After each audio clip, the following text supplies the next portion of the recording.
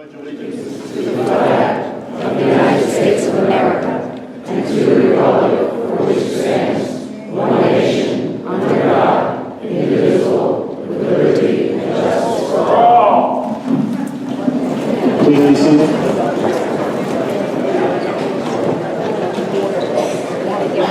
I'd like to call the public hearing to order and make mention of the 3 fire exits right here and the 2 in the back of the room. Would the clerk please read the notice of public hearing? Notice of public hearing of the Orange County Legislature. Pursuant to New York State Town Law, Section 73, alteration of town boundaries, with respect to a petition for the division of the town of Monroe to create the new town of Palm Tree or other suitable name identified by the Orange County Legislature and the town of Monroe.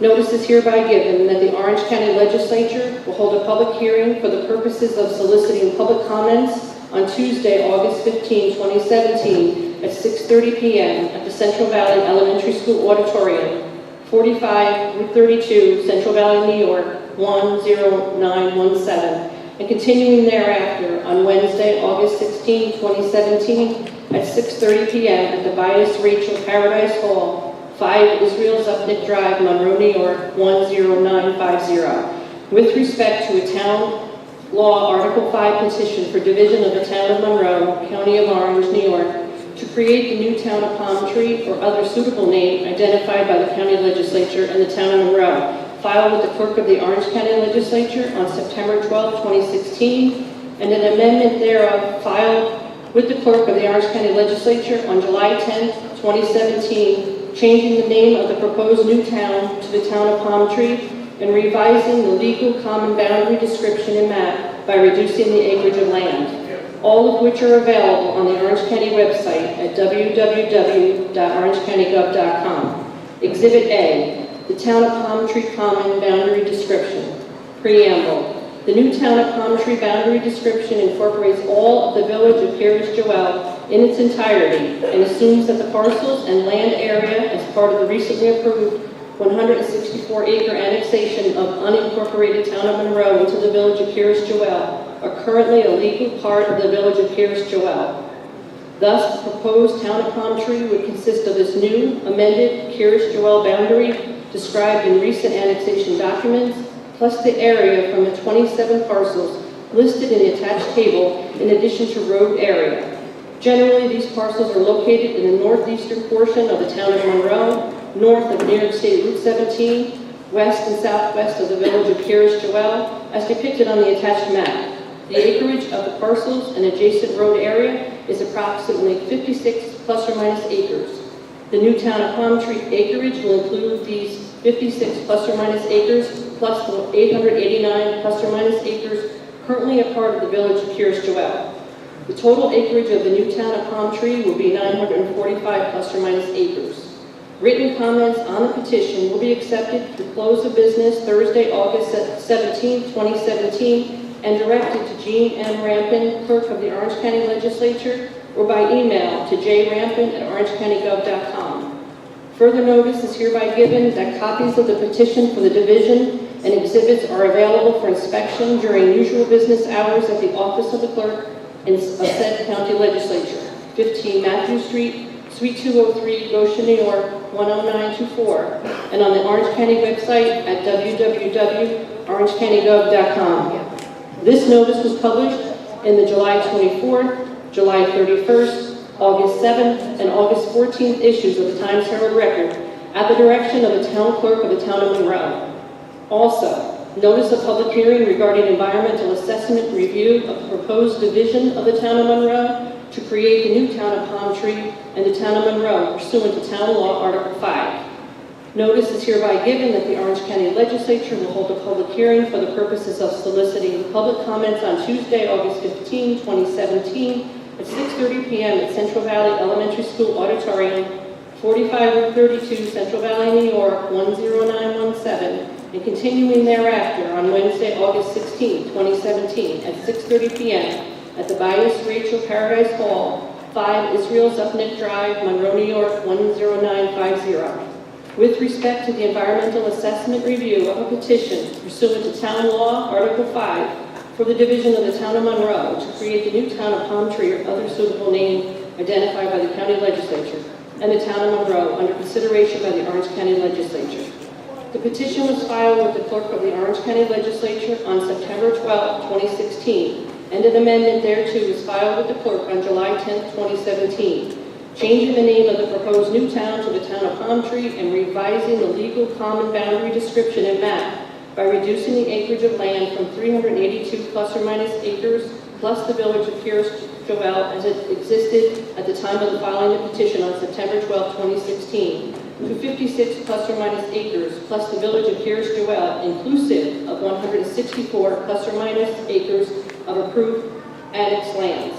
Written comments on the environmental assessment form will be accepted through close of business Thursday, August 17, 2017, and should be directed to David E. Church, AICP, Orange County Commissioner of Planning, Department of Planning, 1887 County Building, 124 Main Street, Goshen, New York, 10924, or by email to www.dchurch@orangecountygov.com.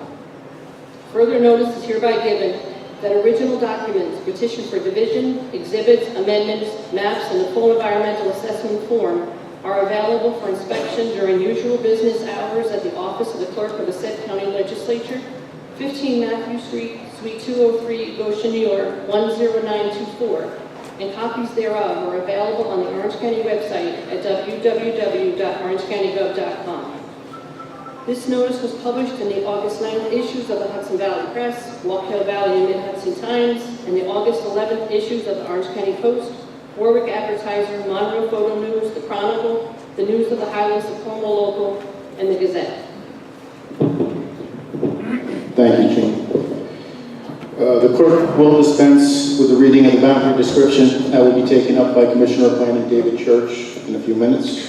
Good evening. My name is L. Stephen Brescia, Chairman of the Orange County Legislature from District 9. I would like to welcome you to the public hearing on the petition for the division of the Town of Monroe to create the new Town of Palm Tree or any other suitable name identified by the Orange County Legislature in the Town of Monroe. The legislature will hear public comment tonight, and we will continue the public hearing tomorrow night at 6:30 at the Rachel, I'm saying this right, I hope, Rachel Paradise Hall, 5 Israel, Zuffman Drive in Monroe. And we will gladly accept written comments before the close of business on Thursday, August 17, 2017. I just want to say that the public will be introduced by the clerk in twos. Please give your name and the town from which you reside at the time when you come up to speak. And we are going to stick to the 3-minute rule. We're not going to have the grace period where we occasionally have at the regular monthly meetings. There's a lot of speakers want to say the piece tonight. And please try to stick to the subject matter on the vote for the referendum that we're going to allow or not allow on our September 7th vote. Let's not go off on any sidetracks, please. Okay, I'll introduce the clerk of the Orange County, the attorney for the Orange County Legislature, Antoinette Bluzak. Thank you, Mr. Chairman, and thank you all for coming this evening. I'll just briefly go over the petition with you to describe the process as to how we got to where we are today. I will just note that the public hearing today is only with respect to the petition that was filed with the Orange County Legislature. This public hearing has nothing to do with any agreements, settlement agreements between Preserve Hudson Valley, United Monroe, and Kears Joel. If you want information regarding that settlement agreement, I urge you to look at United Monroe's Facebook account or speak with Emily Convers, John Allegro, or Mr. Michael Egan. Thank you. So just an overview of the petition. The petition for the division of the Town of Monroe, County of Orange, New York, pursuant to Town Law Article 5 to create a new town in Town of Monroe was filed with the clerk of the Orange County Legislature on September 12, 2016, and an amendment thereof was filed on July 10, 2017, requesting to change the name of the proposed new town to the Town of Palm Tree and revising the legal common boundary description and map by reducing the acreage of land. The documents are available on the Orange County website. The petition purports to be signed by duly qualified electors of the town of Monroe, Orange County, New York, representing not less than 5% of the total votes cast for governor in the town at the last general election of state offices. The petition is comprised of 183 pages containing a total of approximately 2,420 signatures. The petition had the following exhibits attached to it. Exhibit A and B were the meets and bounds description and a map depicting the new town of Palm Tree. Exhibit C was a statement of indebtedness for the town of Monroe for the fiscal year ending December 31, 2014, as certified by Town of Monroe Chief Fiscal Officer Peter Martin. Exhibit D was the statement of reasons for change to separate the village of Kirsch-Joel and its immediate vicinities of 56 plus or minus acres from the town of Monroe to establish a new town of Palm Tree, so as to allow both communities to separately coexist based upon cultural and family lifestyles, educational institutions, community facilities, and infrastructure needs, political and governmental autonomy. In accordance with New York State law, the Orange County Commissioners for the Board of Elections calculated that the petition required the signatures of 541 qualified electors of the town of Monroe to be valid. No specific or general objections were filed to the petition, but for a letter dated October 6, 2016 by the law firm Zarin & Steinmetz representing Preserve Hudson Valley. On October 11, 2016, the clerk of the legislature issued a certificate of the filing of the petition, which was posted on the Orange County website. On July 20, 2017, the clerk of the legislature received a letter from petitioner's agent Gedalia Segedin amending the petition by withdrawing exhibits A, the legal description, and B, the map outlining the boundaries of the division of the lands from the town of Monroe, so that it would be comprised of the village of Kirsch-Joel, inclusive of the approved annexed 164 plus or minus acres of land and an additional 56 plus or minus acres. Agent Segedin also requested the name of the new town to be Town of Palm Tree and remove the name of Town of North Monroe. On May 15, 2017, petitioner's agent submitted Part 1 of a full environmental assessment form, along with a letter from the law firm of Whiteman, Osterman and Hanna, LLP, stating in quotes, "It is the petitioner's position that the county legislature's determination on the Article 5 petition, allowing the proposition to go to the electorate for a vote on town formation, is not an action subject to review under the State Environmental Quality Review Act." On June 1st, 2017, by resolution number 123 of 2017, this legislature preliminarily typed the action as an unlisted action under seeker and requested the Orange County Commissioner of Planning to review Part 1 of the full EAF prepared by the petitioners and to prepare Part 2 and a draft Part 3 of the form for review and consideration by the Rules Committee at its June 21st, 2017 meeting. Commissioner Church revised the EAF in accordance with the amended petition and submitted that document to the clerk of the legislature on August 2nd, 2017. The full FEIF is available for public viewing on the Orange County website. Notice of this public hearing regarding the EAF was published in the Orange County official newspapers as reported by the clerk. The Orange County legislature is in receipt of a letter dated August 11, 2017 by Richard B. Golden, Esquire, and an attorney writing on behalf of a local municipal group opposing the Kirsch-Joel annexation, informing the legislature of the importance of conducting a thorough environmental review prior to the legislature's decision on the pending petition to form the new town of Palm Tree, and requesting that each of the participating municipalities be listed as an interested agency. Resolution number 124 of 2017 set this public hearing. In accordance with Town Law Section 73, the clerk of the town of Monroe caused publication of the notice of this public hearing in the Times Herald Record as reported by the clerk of the legislature. All public hearing comments, correspondence, and documents will be considered by all legislators at the Rules Enactments and Intergovernmental Relations meeting on August 23rd, 2017. That meeting will be held at the Orange County Emergency Operations Center, 22 Wells Farm Road, Goshen, New York, at approximately 3:30 p.m. Thank you, Mr. Chairman. Thank you. Next up, I'd like to introduce David Church, Commissioner of Planning for the County of Orange, for an overview of the map and the environmental review.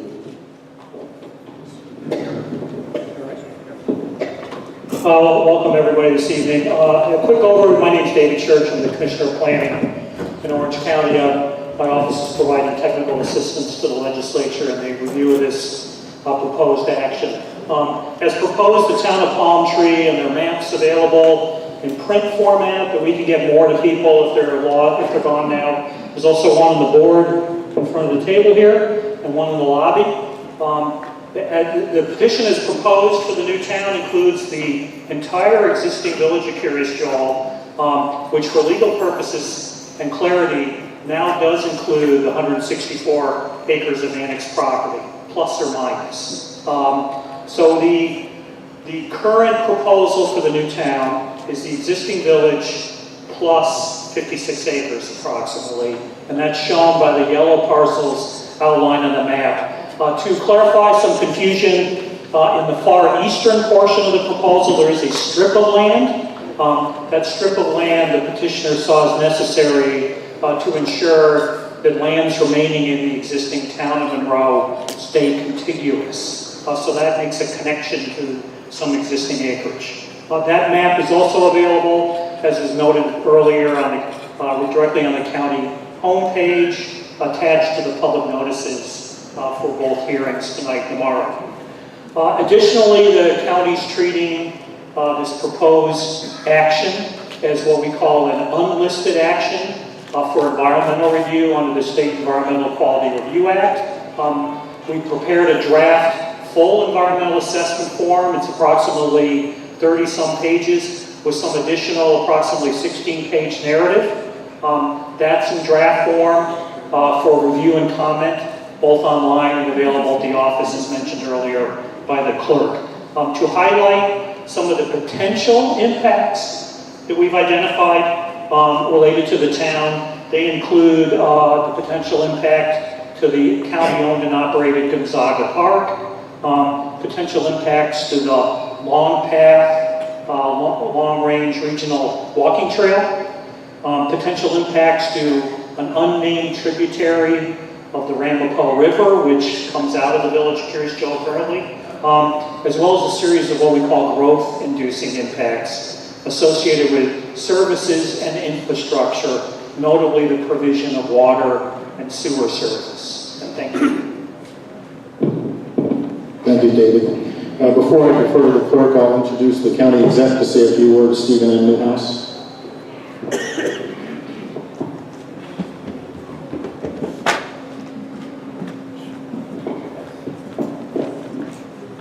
Thank you, Mr. Chairman. It's good to see a strong showing of support from the community out there for and against this. What we're talking about tonight is really one issue: whether the county legislature should approve a resolution to let the voters of the town of Monroe decide on this referendum. That's the decision tonight. I was born and raised, I lived over half of my life in Monroe. I actually went to school in this school here when it was middle school not too long ago. And I want to talk about a couple quick things, because I know the time is ticking. The process. I heard some complaints about the process. There was a couple legislators, Myrna Chemnitz, Katie Benelli, and Mike Amo, as well as the chairman involved in this process. Those three legislators represent this area.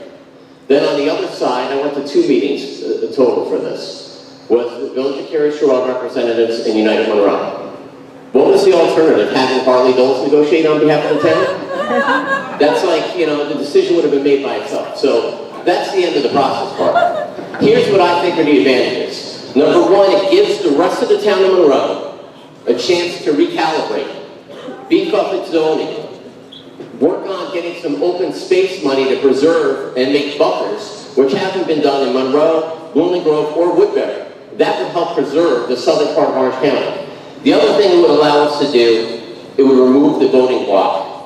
For over decades, the voting block has controlled the town of Monroe board, allowing the zoning to be ignored and ignored to where we are today.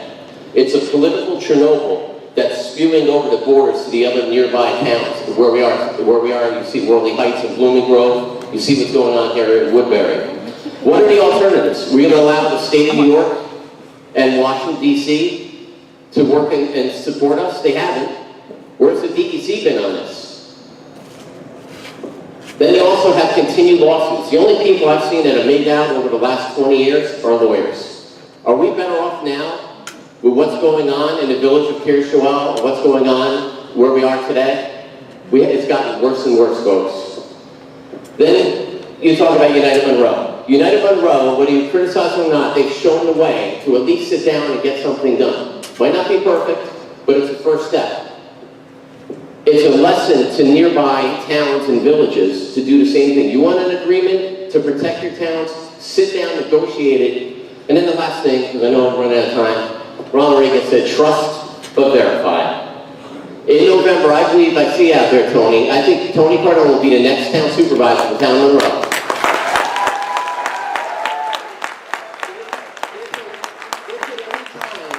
Between now and November, we disagree on this. Tony, you and Mike McGinn, who beat that curve of being controlled by the block vote, you guys can come out and say, let's kick this and let's defeat this ballot measure. That's what we're talking about here, folks. I don't need any notes. I got a couple bullet marks, and I know put this issue at the back of my hand. We have an opportunity today, legislators. I think you guys have handled this well, and I wish you luck on your decision. Thank you. Thank you. As I stated before, the clerk is going to call 2 speakers at a time, 3 minutes. When we get to the 3-minute mark, I'm going to say next speaker. So please stop at the 3 minutes, okay? You need the microphone? As I drive the bus tonight, now I'm going to...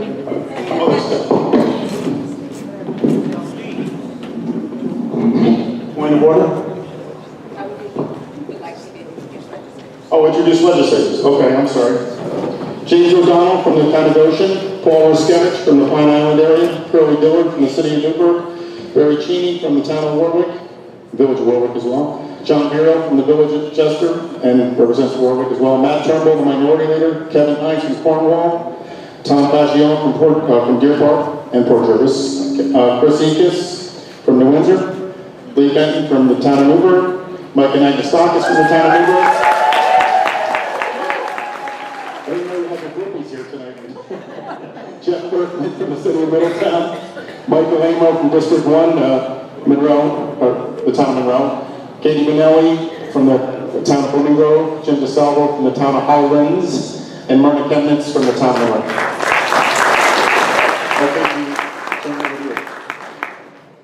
The next speaker will be Michael Egan, followed by Michael Sussman.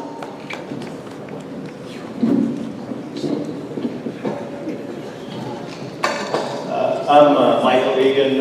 Thanks for holding this hearing. Many of you I've met. Those that I haven't met yet, I look forward to doing so. I've lived in this town of Monroe for 35 years, raised 3 kids, all went through this school district, had a great experience, and proof of that is they're all on their own, living on their own. Town of Monroe needs your help. Town of Monroe has a problem that no other town in this county has, and that is it has 26,000 residents living in a village that aspires to urban-style living. High-density housing, heavy use of resources, and sends their kids to private school. Everybody else, virtually everybody else, the other 22,000 people in town, aspire to basically the opposite quality of life. They moved here for suburban living, semi-rural living, big believers in public schools. This dichotomy has resulted in a struggle for the town board, town government, because the town government controls those resources, controls approving annexations, controls zoning, controls money, tax monies, so on and so forth. And that struggle has led to dysfunction in this town. While other towns have progressed, and we look around and we see good things happening in other places, open space movement, we can't do that in this town because it's a struggle and it's a stalemate. The solution is at hand, it's palm tree. Separation equals independence for Curious Joel, so he can go pursue its destiny, and for the rest of the town of Monroe, so that he can pursue its destiny, stop fighting, put the energy into progress, into creating opportunity and jobs and hope, and move forward. In 1990, this school district did exactly what we want to do. That is the model. They separated from the village of Curious Joel because they knew that they were going to have this very problem. And you know what? You won't find a person in this room who doesn't say, thank God they did, because if they didn't do that, we would be East Ramapo.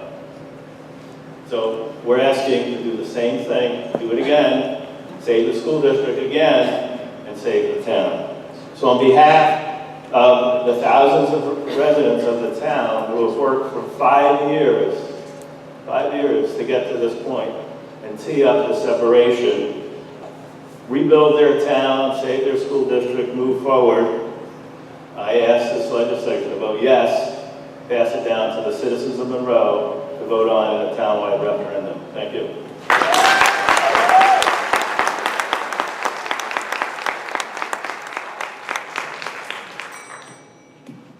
Good evening, Michael Sussman from Chester. I'm here tonight as a constitutional lawyer who has spent nearly 40 years practicing and studying constitutional law. I represented dissidents in Curious Joel between 1990 and 2011 and untold struggles for more than 20 years. In 1997, a federal judge asked me whether my clients wanted an order dissolving the village of Curious Joel because the proofs before him so clearly established that the village of Curious Joel was a theocracy. That is, a government controlled by a majority religious faction and its grand rabbi, and antithetical both to anyone else, particularly those Satmars who did not accept one anointed successor to Grand Rabbi Joel's authority. Creating a village or town for a particular religious group violates one of the most fundamental principles which binds us, the Establishment Clause of the First Amendment. Creating a new religious town echoes a terrible precedent set 40 years ago when the village was carved out of the town of Monroe, to wit, that the state may and should create separate juridical subdivisions on the basis of religion or race or any other such characteristic. When I say precedent, I mean this. Next year, African Americans from Newburgh, Latinos from Middletown could assert their preference, or perhaps their right based on this example, to set up a separate community where they have hegemony. Perhaps white families, concerned about increasing minority population in some area of our county, could petition for their own community. This factionalization is precisely what our founders railed against in the Federalist Papers, and indeed explains why the Establishment Clause exists. I have no doubt that the parties to this agreement under discussion and this particular referendum have reasons for separation. You just heard some of them. But these preferences, however valid, countervail our constitutional order and all hope for an integrated future in which each person, man, woman, child, is valued for who she is, not primarily identified by religion or race. And that, make no mistake about it, is the American dream we can share. Tonight we must promote several things. Curious Joel yeshivas follow education law and provide 3 hours of secular education to their students. Their young must be exposed to and allowed to understand the broader ways of life of their neighbors and fellow residents. Curious Joel's neighbors recognize the town of Monroe may have a religious majority, but that does not foreclose dialogue, coexistence, and does not justify a further sanctioning of state-created separation. And that the new town should not be created, because doing so establishes a state religion in a state-sponsored, state-created jurisdiction, which is blatantly unconstitutional. Thank you.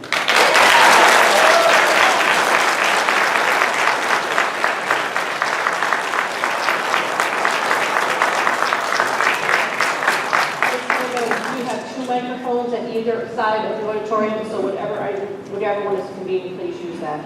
The next speaker is John Salka, followed by Elsie Rodriguez. Hello, my name is John Salka. I'm a 35-year resident of the town of Blooming Grove. I'm a member of the group Preserve Blooming Grove, and I'm here to enthusiastically urge the Orange County legislature to vote yes to allow the people of Monroe to vote on their own political future. Let them vote. Thank you, Kevin. The next speaker after Elsie Rodriguez is Jonathan Chase. Good evening. My name is Elsie Rodriguez, and I'm the Superintendent of Schools for the Monroe Woodbury Central School District. Thank you for giving me this opportunity to speak. For the past several years, the school district has been analyzing the potential short and long-term impacts of the annexation of land to the village of Curious-Joel. Initially, our study was surrounding two scenarios, one that considered 164 acres and another that considered 507 acres. In recent weeks, we've been asked to gather relevant data as it relates to another scenario, 164 acres with an additional 56 acres to create a new town of Palm Tree. The essential question is if the district should continue the course of action established in the early 1990s of maintaining the coterminous boundaries between the municipality and the school district. Please know that the school district is committed to doing what is best for our students and taxpayers. The Board of Education will be making a final decision when we are confident that we have done our due diligence. My responsibility as Superintendent of Schools is to always put our students first and families. And that is what I do each and every day. I believe that our community expects the school district to consider all the factors before making a formal recommendation about whether to move boundary lines. At a special board meeting tomorrow night, we will update the members of the Board of Education with the most recent findings. This issue will be discussed at the regular Board of Education meeting scheduled for Wednesday, August 23rd with public comment. Clear and concise information is critical moving forward, and for that reason, the district has a boundary line alteration page on our website with the most recent correspondence related to this issue. Rest assured, the district's focus has been and continues to be the students we serve and the taxpayers who live in our district. Thank you.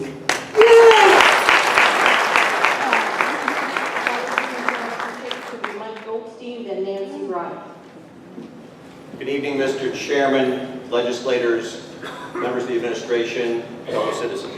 My name is Jonathan Chase. I've lived in the town of Cornwall since 2006, and I'm here to join Mr. Sussman in striking a blow for the United States Constitution. We should all be ever mindful of doing things the right way, not necessarily the most expedient way. I speak from the experience of having represented the petitioners in the village election case in 2014 in Bloomingburg, where after village boundaries were moved, a fraud was committed in a village election that has resulted in the guilty pleas and the impending sentences of several people that were involved with that and with the project that was involved with that village boundary movement. So, moving boundaries began a nightmare in Bloomingburg, which continues to this day, and which has had irrevocable consequences. So what may look easy and slick and easy to do may be the beginning of another legal nightmare that may have far-reaching implications. The First Amendment, as Mr. Sussman noted, prohibits the respecting an establishment of religion. That's any religion. You can't make a jurisdictional boundary to favor a religion. You just can't do it. It's unconstitutional, however convenient it may be. So the Pilgrims, the Puritans, the Quakers, the Amish, they came to this country to escape religious control of governments, not to come and make deals to create them. So the very name of the town of Palm Tree overtly suggests that this is being tailored for a religious group. And yet, the county executive in his remarks a moment ago quite clearly stated that although only the citizens of the town of Monroe will vote on this referendum that you're about to decide whether they may, that he, and quoting him, said that this will create a political Chernobyl spewing over the borders to neighboring towns. By the way, neighboring towns who will have no vote in this referendum. No say in the matter.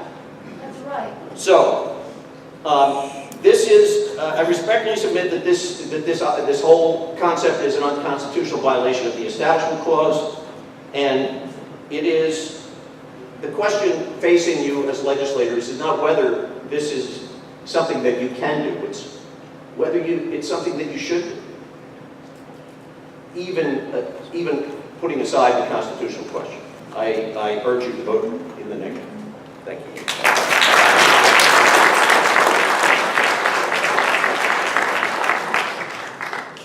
Good evening, Mike Goldstein.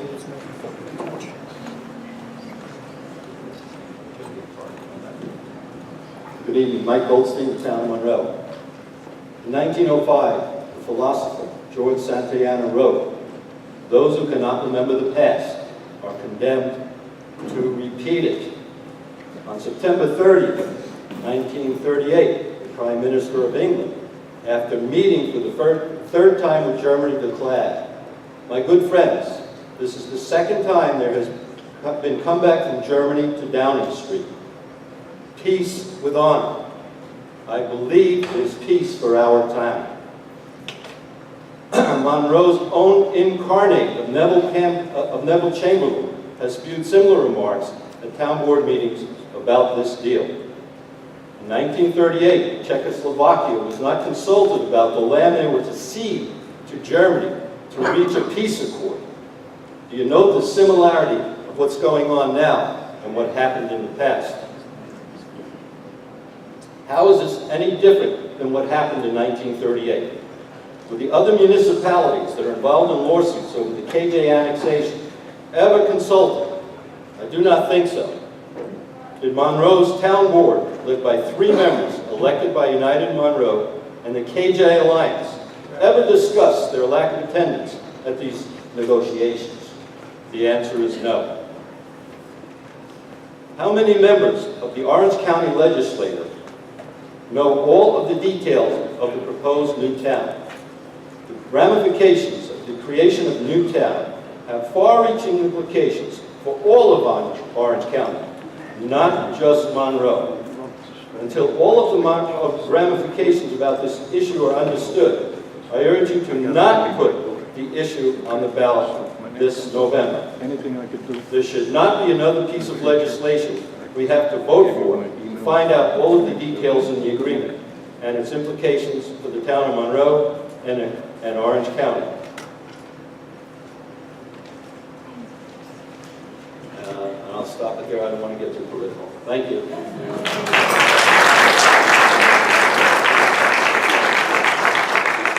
Following Nancy Bryan is Christine Tucker, followed by Lorraine Loney.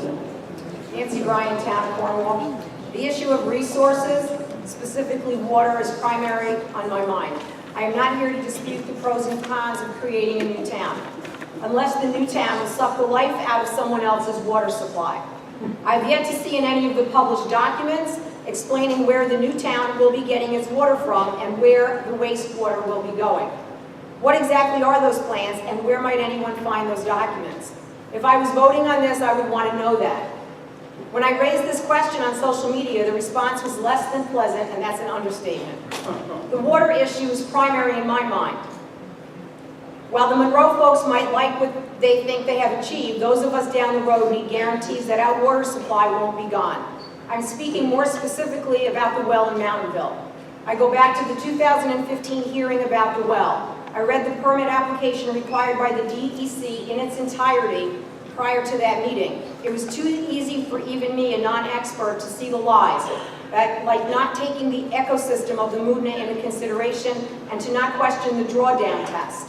24 hours, not 72, which I found out was the industry standard, in which during the 24 hours of the well test, people in Mountainville experienced greatly diminished capacity from their wells and found out why afterwards.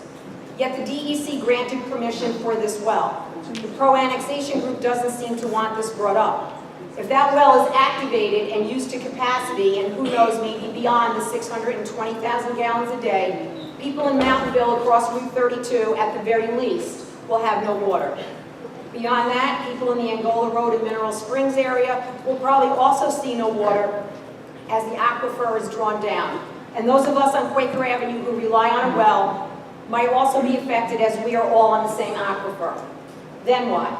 We have the right to have water and to not have our properties rendered useless and uninhabitable due to someone else's greed.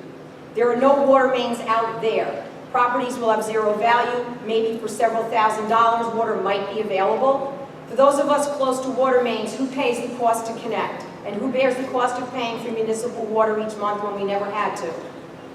Many people do not realize just how much of the Cornwall and Mountainville area is actually on well water.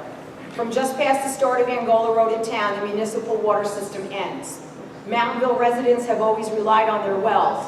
So, my dear legislators, I would hope that the water question is answered to the satisfaction of everyone, particularly those of us who live north of here. I would hope that just like groups in Monroe who insist on guarantees on both sides, everyone realizes the rights of those of us to continue our lives as we know it, to continue to live without properties maintaining their value, and to continue to have our water supply remain available to us as it has been for in excess of 150 years is as important as any other issue here. Without guarantees to all of us, the folks in the north, that our water won't be taken from us, thereby decimating us, so that a new community can be built on the hardships of those in Mountainville and Cornwall, I ask that you not vote yes without knowing that the water supply and, oh yes, the wastewater will not have a negative and earth-shattering effect on others. No one has the right to take from others so that they may flourish. Thank you.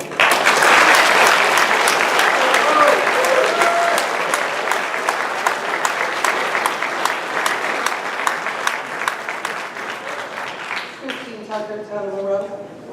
Good evening. I am requesting that Orange County legislator vote no to having the request for a new town be on the November 2017 ballot. Why not wait until all the impacts are revealed and then vote?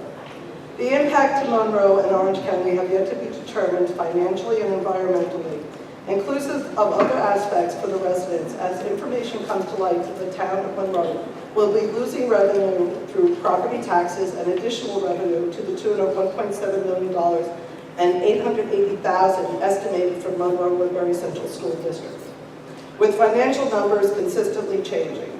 As building occurs, astronomical revenue will be lost to the town of Monroe. The agreement between UM, PHB, and KJ was not agreed to by the town of Monroe government, but by a political group that does not represent me. Political agreements cannot supersede New York State annexation laws, which are guaranteed by the state laws and cannot be taken away by political agreements. The full environmental assessment form lacks information pertaining to the properties. In this section is a new demand for water where the applicant describes the extensions or capacity expansions proposed to serve this project. The answer is unknown, but Village Water District service area likely to be expanded to include the new town, and water supply lines constructed as needed. But there have been numerous articles that KJ runs out of water. On the FEIS, when asked about liquid waste, total anticipated liquid waste generation per day, 130,800 gallons per day. The applicant answered no to, is the expansion of the district needed? I don't see how you can move so much property into a new town boundary and not have expansion. But describe extension or capacity expansions proposed. At this time, existing sewer lines serve the project area, and Orange County Department of Public Works confirms the capacity exists for new residential development on first-come, first-served basis. Should Palmtree form their own sewer district and water supply? Should they have the ability to issue sewer permits currently done by Orange County, thus regulating the marketplace? What effect will this have on anyone wishing to build anywhere else? Unless KJ/Palmtree gives the approval, Orange County always had this power. I see no reason to rush into creating a new town without giving all residents and surrounding communities all the information on the impacts to their community and Orange County. The request for a new town is serious. It has not been done in 100 years. Why? All impacts should be revealed before it goes on a ballot for the community to decide. No one can make a decision, no one can make an informed decision when the request lacks all the information to make an informed decision from. How many? Next speaker. Thank you. Thank you. Following Mary Mary, Diane Egan, followed by Greg Tucker. Good evening, Lorraine Loading, Town of Monroe. I'm asking the Orange County legislators to slow down this process and not put the creation of the town of Palm Tree on the ballot this November. This might be a great deal, a bad deal, or the best deal we can hope to get, but I don't know, as there are few, if any, details about what will happen to those that remain in the town of Monroe or the Monroe-Woodbury School District after the creation of Palm Tree. I feel that regardless of what those details are, once the initiative is on the ballot, the two groups that agreed to the accord will mobilize their block votes and the referendum will be destined to pass. Before it goes to ballot, I am urging you to find out answers, ask questions. Do the school boundaries move merely as an agreement of the Monroe-Woodbury School District, KJ School District, and BOCES, or could some entity at the state level put the squish on this? What is the increased financial burden to those remaining in the town of Monroe and the Monroe-Woodbury School District? And if there's no increase in the burden, then can we expect a decrease in services from the town and less of the breadth of programming, electives, and extracurricular activities that make for a meaningful school experience? And this doesn't even start to address environmental impacts. And while these impacts will be felt in the town of Monroe and the Monroe-Woodbury School District first, make no mistake that eventually it's going to impact Middletown and Deer Park and Montgomery and the whole rest of the county. County taxes are going to rise as services are provided to the rapidly growing KJ community. Don't you want to know that number, what they're providing, how much it's going to cost now, 5 years from now, 10 years and out? Don't you want to know how much this is going to cost your constituents? I would want to know if I'm one of your constituents. So I'm asking you to get answers to these questions before you consider putting it on the ballot. And that could be in November or call a special election. This is really important, and I'm asking you to do it right, not fast.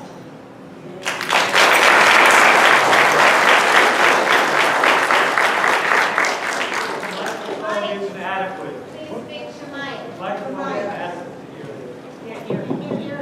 Following Diane Egan is Tom Kemnitz.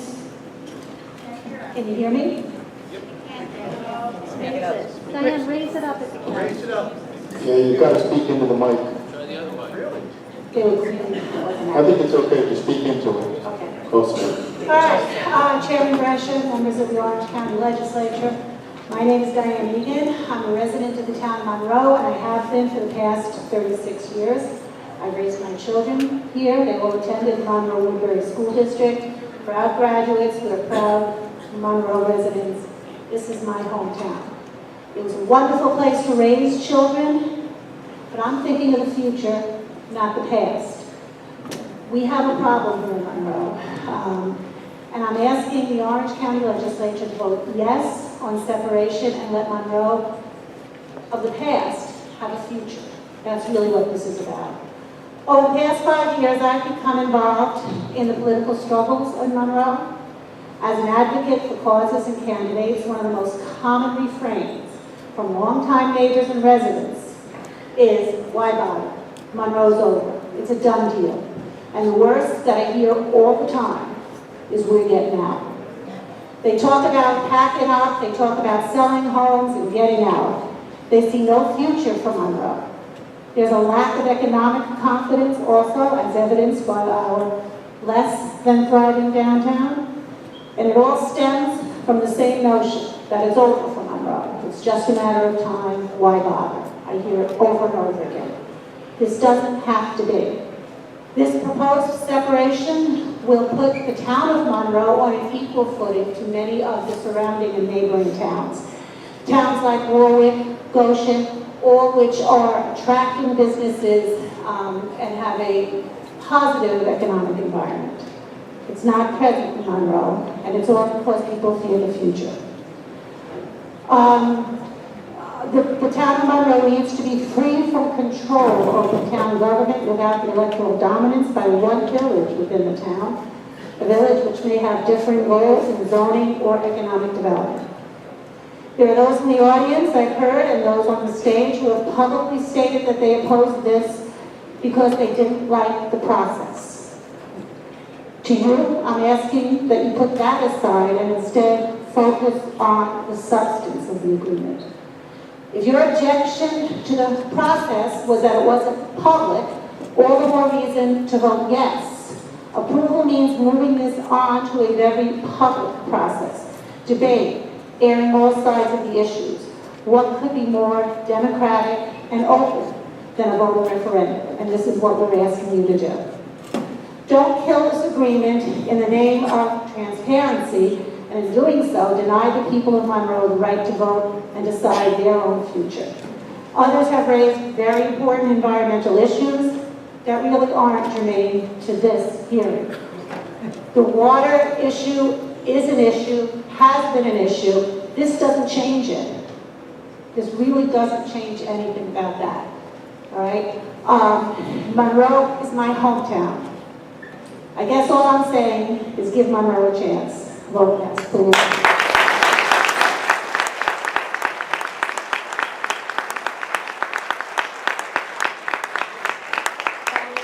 Attendance is Patrick Davis, followed by Sonia Mason. I'm Tom Kevnitz from Monroe. I'm chairman of the Monroe Democratic Committee. They can't hear. In that process, as chairman of the Monroe Democratic Committee, I'm here tonight. At our last meeting, we unanimously passed a resolution that begins, we believe that the very essence of democracy is the right of people to choose the government under which they live. And we go on to ask you to vote in favor of giving the citizens of Monroe the right to decide on this issue. And one of the problems that we faced in Monroe, it's a political problem, is that we have two groups that don't trust each other and don't agree on many things. And that divide has been used by people who are less than fully scrupulous for their own ends. And as an example of this, we now have a town judge who's been indicted by the Department of Justice and arrested by the FBI for a variety of offenses that she never would have been able to run in a town that's not divided the way Monroe is. And we went on to urge all parties in the town and the county to find common ground to end the cycle of litigation that has beset us in recent years. But again, we ask you to let us decide. Thank you.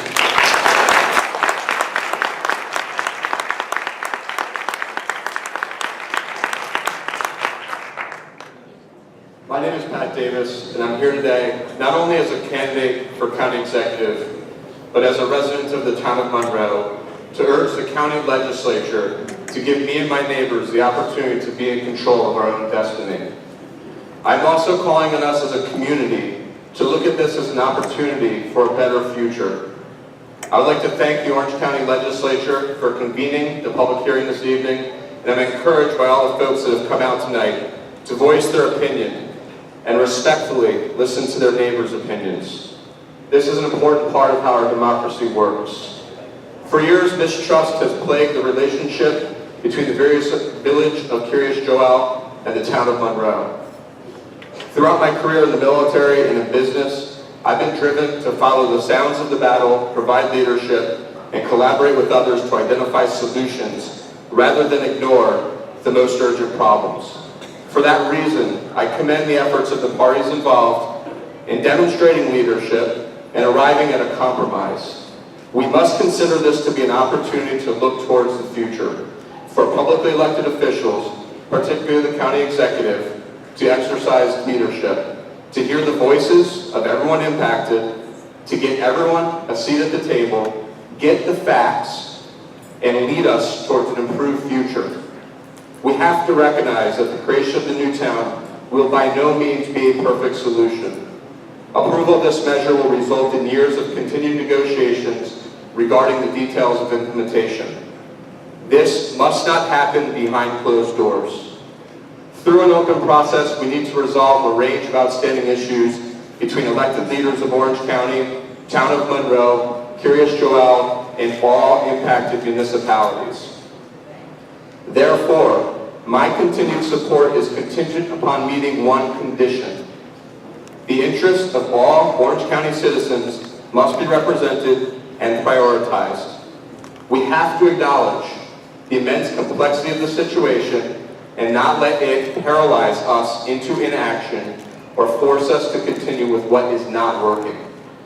We are running out of time to act before the situation becomes untenable. What is the alternative? Continuing with the broken status quo? I don't think so. Let's take steps now to create a better future for our community. Our children are depending on us. Let Monroe vote.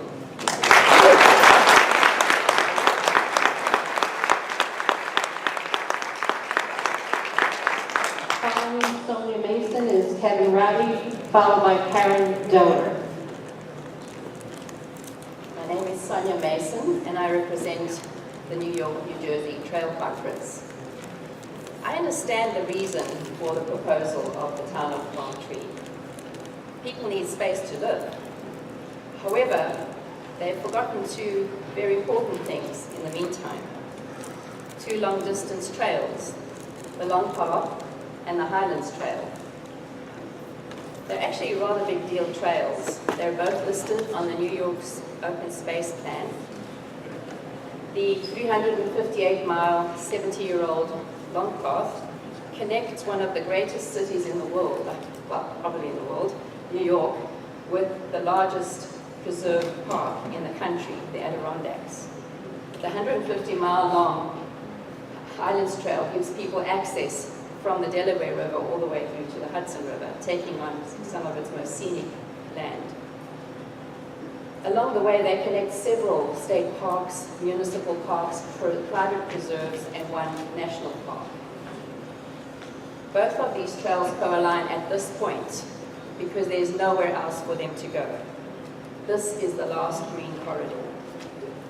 Everywhere else around them is developed. Seven Springs Road for many years used to be an unpaved, rural, and very pleasant walk, a wooded walk. Have you seen the land? It's gorgeous. It's an amenity to the community, and I know many of you enjoy the trails. I've seen some of you. They bring in good things for the county. The New York Space Open Plan endorses these trails and protected corridors for them. The land around Gonzaga Park is developed, and therefore this is the only space left. The parcels north and south of Seven Springs Road can be made contiguous with, or at least north of Seven Springs can be made contiguous to Gonzaga Park. A green corridor can be created. Otherwise, what will happen to these trails? So for the last 70 years, volunteers of the Trail Conference, land trusts, and state park partners have been working hard to preserve greenways for these trails, many of which would not even, the parks would not even exist without them. There are many good reasons why the Open Space Plan endorses greenways and green corridors across the state for people's health and enjoyment, for wildlife, for aesthetic reasons, great property values. So how are we going to protect these trails? Please go ahead and vote, whichever way you vote, but please make a provision for these trails. Create a green protected space for them, a corridor. Extend Gonzaga Park westward, all the way to Museum Village Road. Don't be remembered as the generation who cut two high-profile trails in half, but leave a legacy to be proud of. Thank you.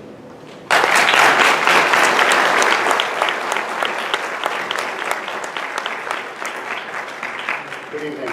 My name is Kevin Ratty. I'm a 25-year resident of Monroe, and I own a small business in Washingtonville. I love my town and our county. I am also a founding member of Preserve Blooming Grove.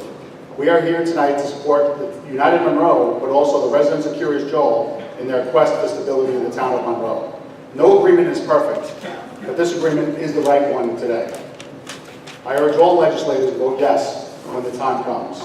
I would also strongly advise this body and all the candidates sitting in the audience, including Mr. Newhouse and Mr. Davis, to develop a county-wide plan for this issue. It's not going away. I may be naive, but I believe through long-term planning, a long-term plan can be created through hard work, understanding, and a willingness to make concessions for the greater good.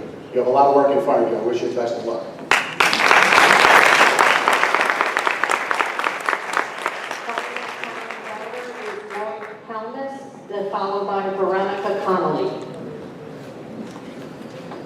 evening. Thank you for allowing us to speak tonight. My name is Karen Dower. I am a resident of Tuxedo, and my children attend the Monroe Woodbury School District. I have no voice in this vote. I am not saying that I don't want the vote to happen. What I am saying is that it is impacting a larger group who have no voice. I think that there is a rush to judgment here, and I believe that there should be a delay or some sort of informational time period so that,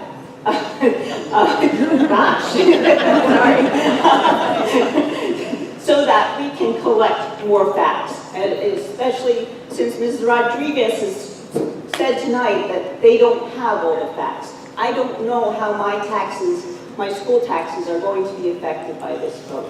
I need to know that information before I can condone this happening. Thank you.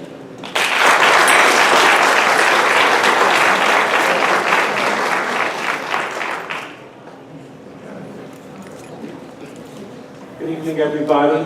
My name is Roy Calamus, and I live in the town of Blooming Grove. However, my address is a Monroe address. My neighbor up the road is in the town of Monroe. All three of my boys went to Monroe Woodbury. I have a son who lives in the town of Monroe and grandchildren who go to Monroe Woodbury School. So even though I may not have a vote in this, I'm definitely involved in this. I also own two businesses, one in Chester and one in Monroe. I've got many, many clients who live in the Monroe area, and a lot of them are concerned about whether or not they can stay here, especially those who are nearing retirement. I think it's very important that the homeowners and business owners give Monroe and the village of KJ a chance to separate. Back in 2013, the village of KJ put in the town board members at that time were put in by a vote which was almost 100% out of KJ. I think it was something like almost 7,000 votes to 6. Outside of KJ was just the reverse. So you can see what the problem is. It's almost like us versus them type of thing. In 2015, that town board, which was put in by the village of KJ, voted in favor of this 164-acre annexation.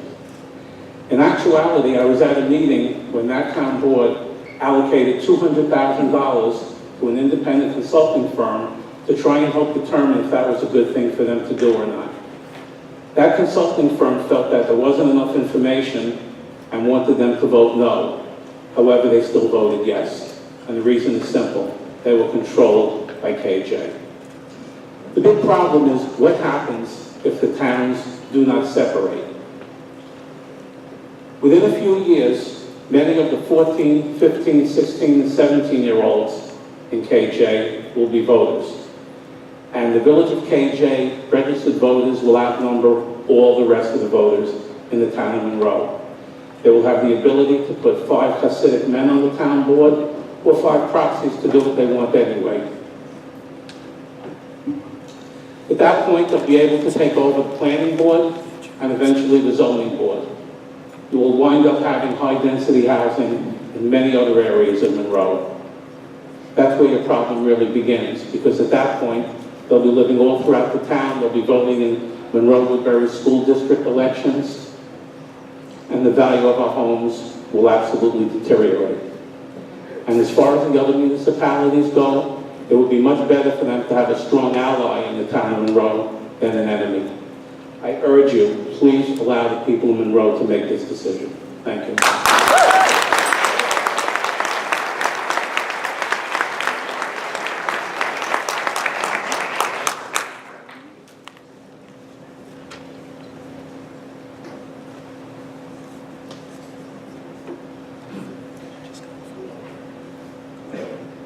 Hi, my name is Veronica Connolly.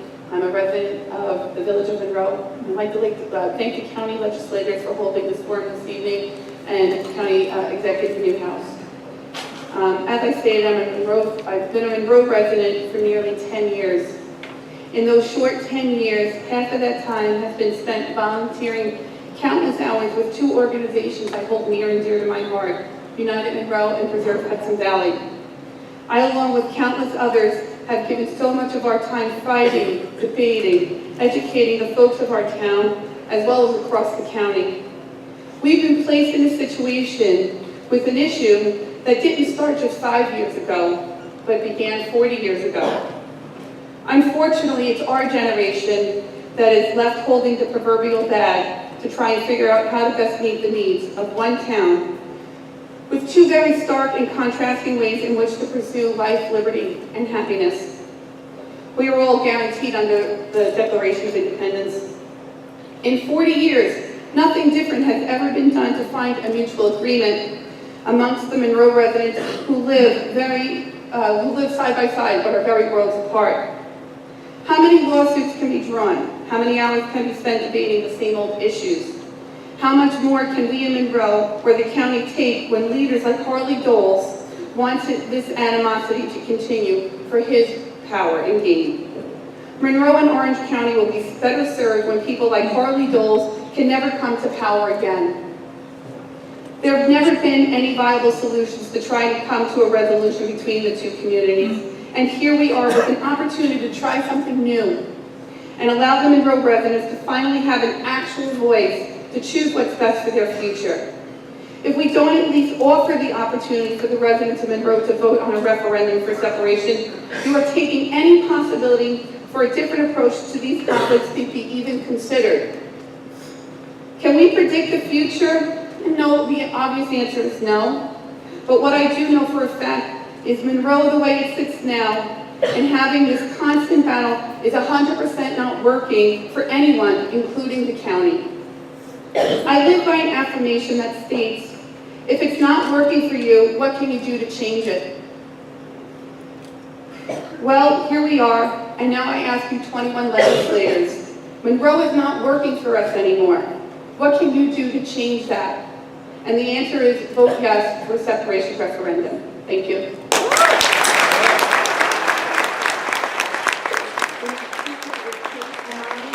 Followed by Michelle Whittier. I'm not sure if I have pronounced her last name correctly. Kate Amity, Town of Blooming Grove. Can you hear me?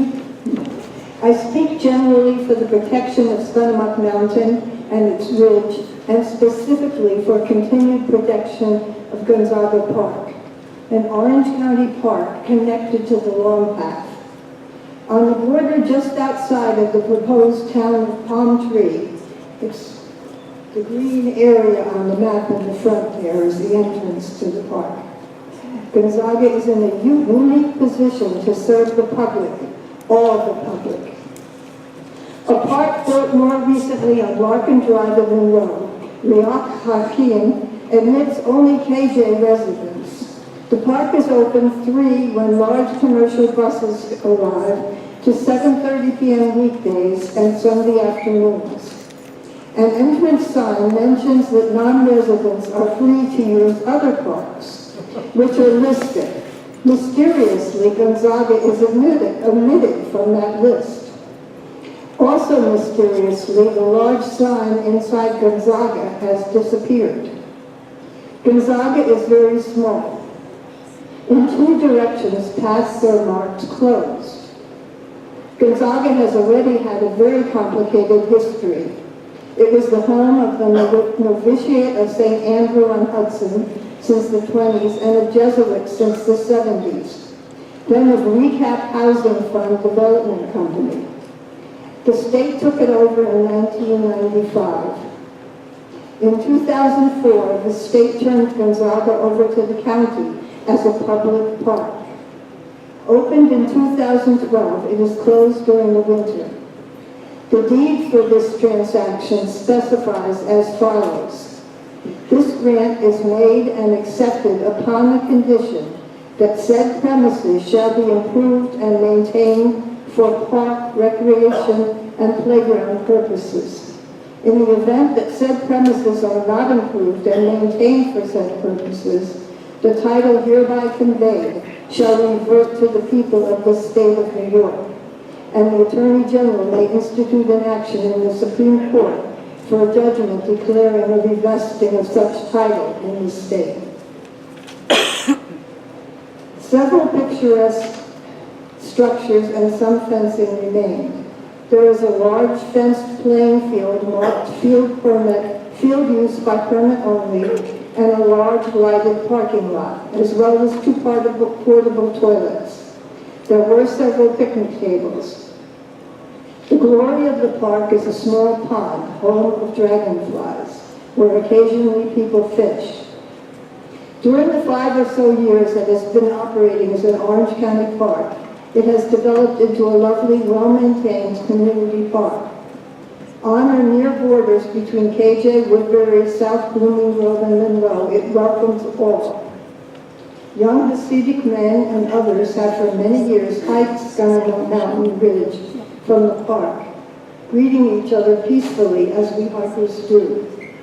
The ball field is used by Monroe St. Brendan's Gaelic Football Club, Hasidim, and others. Passive recreation park activities such as nature education, picnicking, fishing, walking, hiking, birding, meditation, and praying go on.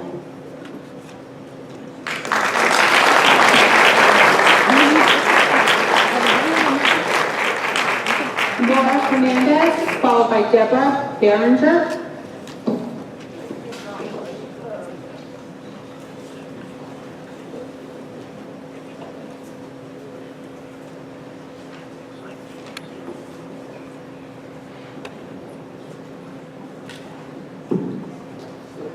Hi, my name is Laura, and I moved to Monroe in August of 2012. My sister has lived in Orange County for over 30 years, and I was excited to have a home built near her in this beautiful area. I wanted to leave the congestion of New Jersey and give my daughter the wonderful education this school system has to offer.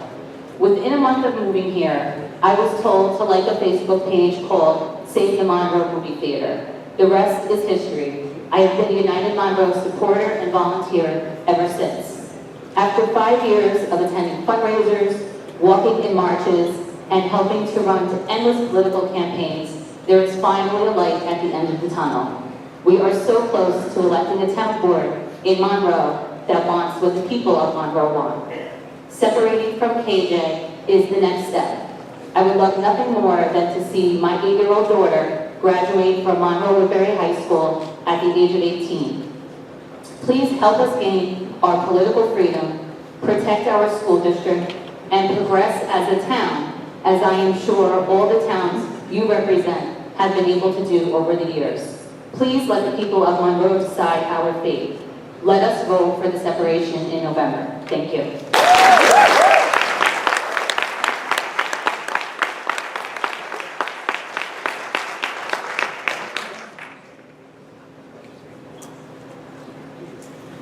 Hello, my name is Deborah Behringer, and I just want to give you a little background on my life. My parents moved here in 1974. I was 2.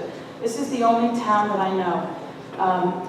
We grew up with 5 kids in our family, and we loved the school so much. We played all the sports, and when it was time for my husband and I to settle down, we knew that Monroe was the perfect town for us to live in. This town means everything to us. It's a friendly town. Our kids are in sports. The schools are amazing. I have 4 children in 4 different schools in Monroe Woodbury, and there's no other district I would want to send them to. I started going to meetings and getting involved when I saw all the corruption in Monroe. I didn't realize growing up that this had been going on for so long, but in the last 5 years, I saw what happened with our town board. It actually made me run for village board, and I'm now a trustee on the Village of Monroe board. When someone said before that KJ, it's not right if you make them their own town, they already are their own town. I can't live there. It's only KJ residents. The only difference is they control our town board. And I don't think you realize how much this has affected everybody in our town. The county too, but for us. You're our legislators and we're counting on you. You know what the right thing to do is. Put yourself in our shoes. What would you want? We're not asking you to separate, we're asking you to give us the opportunity to vote. A yes vote is the only answer.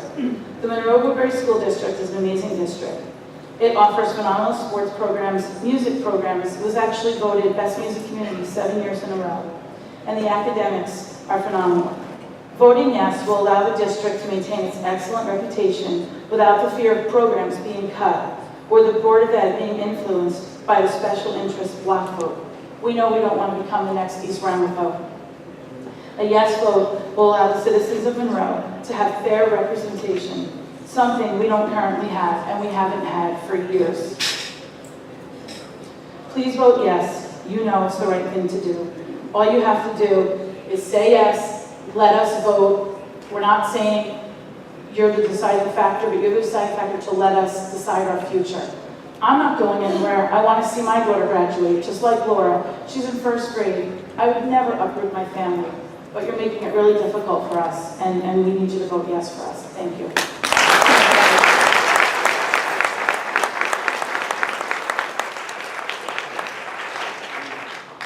Robin Kraus, followed by Ward Brower.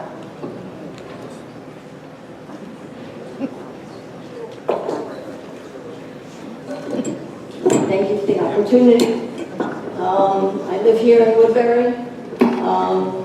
I agree with some of the comments that were made. Some of my thoughts were already covered. One that wasn't, though, was the $164,000 question, shall we say? Hundreds of thousands of dollars have already been spent on the lawsuit involving 7 communities plus the county. So I don't really understand how the legislature can consider a vote until that lawsuit is determined, one way or the other. There are a lot of unanswered questions still. Data is still coming into you. So I would only ask you to wait, take a step back, collect all the data that is necessary for all concerned before you render a decision. Thank you.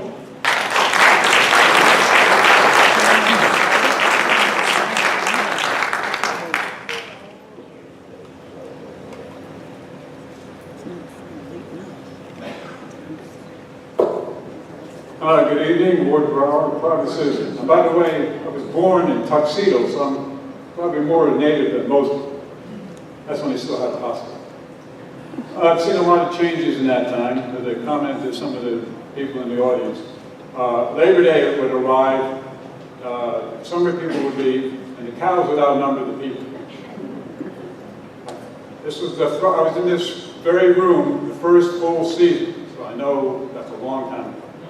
However, in all my 70-some years, this is the most bizarre political scenario I've ever seen. And we're rushing in to make a deal, and time is of the essence. We need to step back and examine all the facts. I've heard a lot of gross innuendos and half-truths tonight.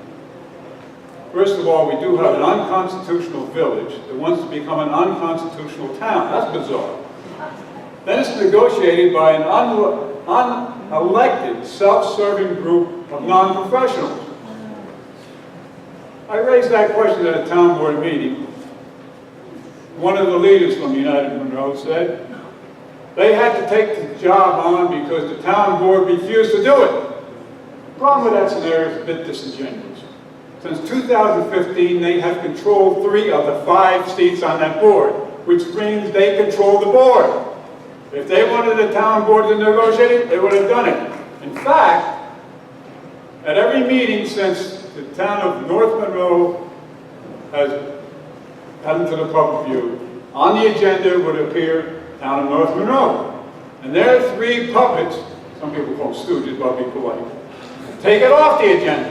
They don't want you to know. They want to keep you in the dark. You know that mushroom is a joke.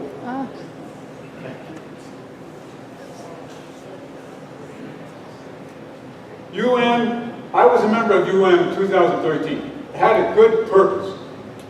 Organize the non-religious people into their own block vote versus the religious block.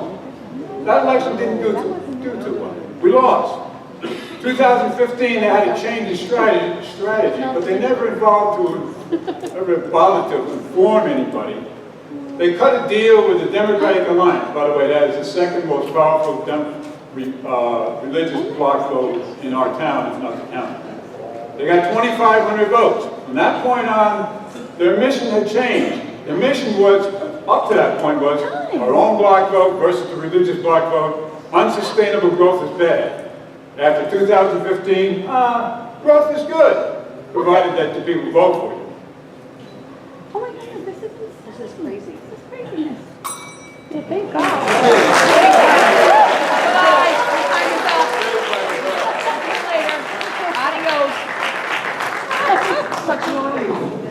John Allegro.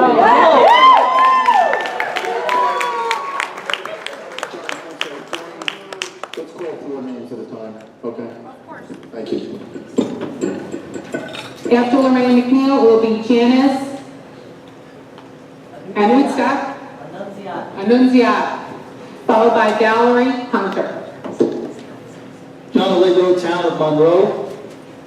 On September 8th, 2015, 4 people decided the future of Monroe. Harley Doles and his town board approved Curious Joel's 164-acre annexation. Just 2 months later, 40 voters passed the annexation in a special election. That's 44 people determine the future of my town.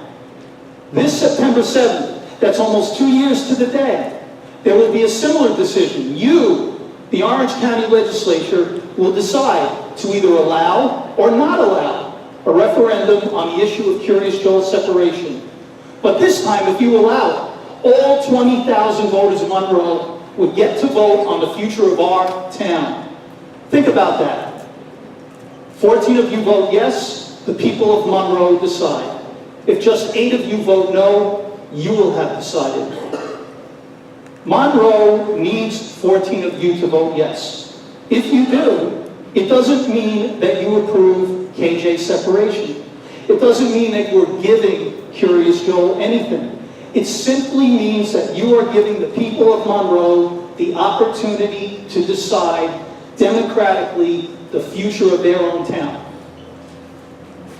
If 14 of you allow a referendum, the people of Monroe can vote for freedom from the Curious Joel block vote, they can vote for sanity in local government, and they can vote for the beginning of sensible and equitable relations with neighboring communities. Only 8 no votes would disallow a referendum. If so, the people of Monroe will receive none of those opportunities. If so, a handful of people will once again have decided the future of Monroe. A decision by 8 of you against the referendum will tie Monroe to Curious Joel forever. The KJ block will outnumber the rest of the voters in Monroe in 3 years. That means all the planning and zoning decisions will be made by those voted in by the block. Now I know that you face county issues of environment, water, sewer, and infrastructure. I'm an environmentalist myself. I'm a good steward to my land. I don't use chemicals. I care for the habitats. However, all of those issues will be here on September 8th, whether you vote yes or whether you deny the people of Monroe the chance for a referendum. I ask you to cast your yes vote for the one question that is before you, and that is, will the people of Monroe vote in a referendum that will decide the future of their town? I'm also going to ask you to please put aside whatever political differences that you have and do what's right for the people of Monroe. Please allow a referendum on the issue of Curious Joel separation. Please let us vote, and please let us decide our own destiny. And I want to say one thing to Ward Brower, the outright lie about our organization. It was never about religion. It was about fair and equal government for all. This is not a religious issue. This is a political issue. Thank you.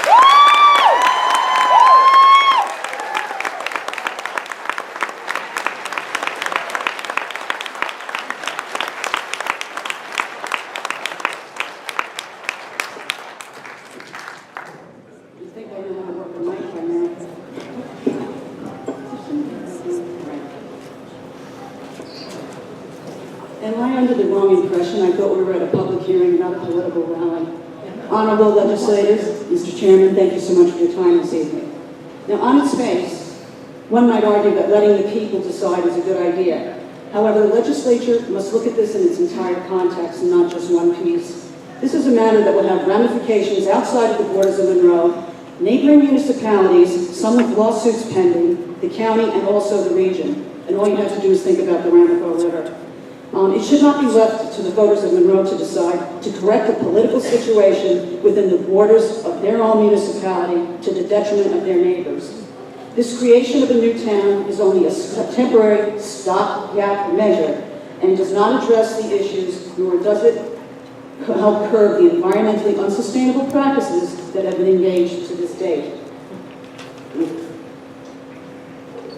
This premise of a new town formation, and it's been said before, but I want to reiterate because it's extremely important. This premise of a new town formation and with coterminous school district borders is contrary to case law in New York State. It is also contrary to the New York State Constitution and the United States Constitution. And this is an illegal village, an illegal school district attempting to form an illegal town. The United States ensures freedom of religion through the First Amendment, protecting government from religion and religion from government. But it does not protect those who seek to form their own religious governments within the U.S., whether it's a village, a town district, a school district, a town, whatever. And the intention of this is clearly laid out in their petition Exhibit D. And it's basically establishing the fact that this is going to be creating a religious municipality. The legislature should not decide in a vacuum. You must not be guided by political reasons, and you must not let a village with a history of environmental infractions create a new town until some of these environmental issues have been addressed.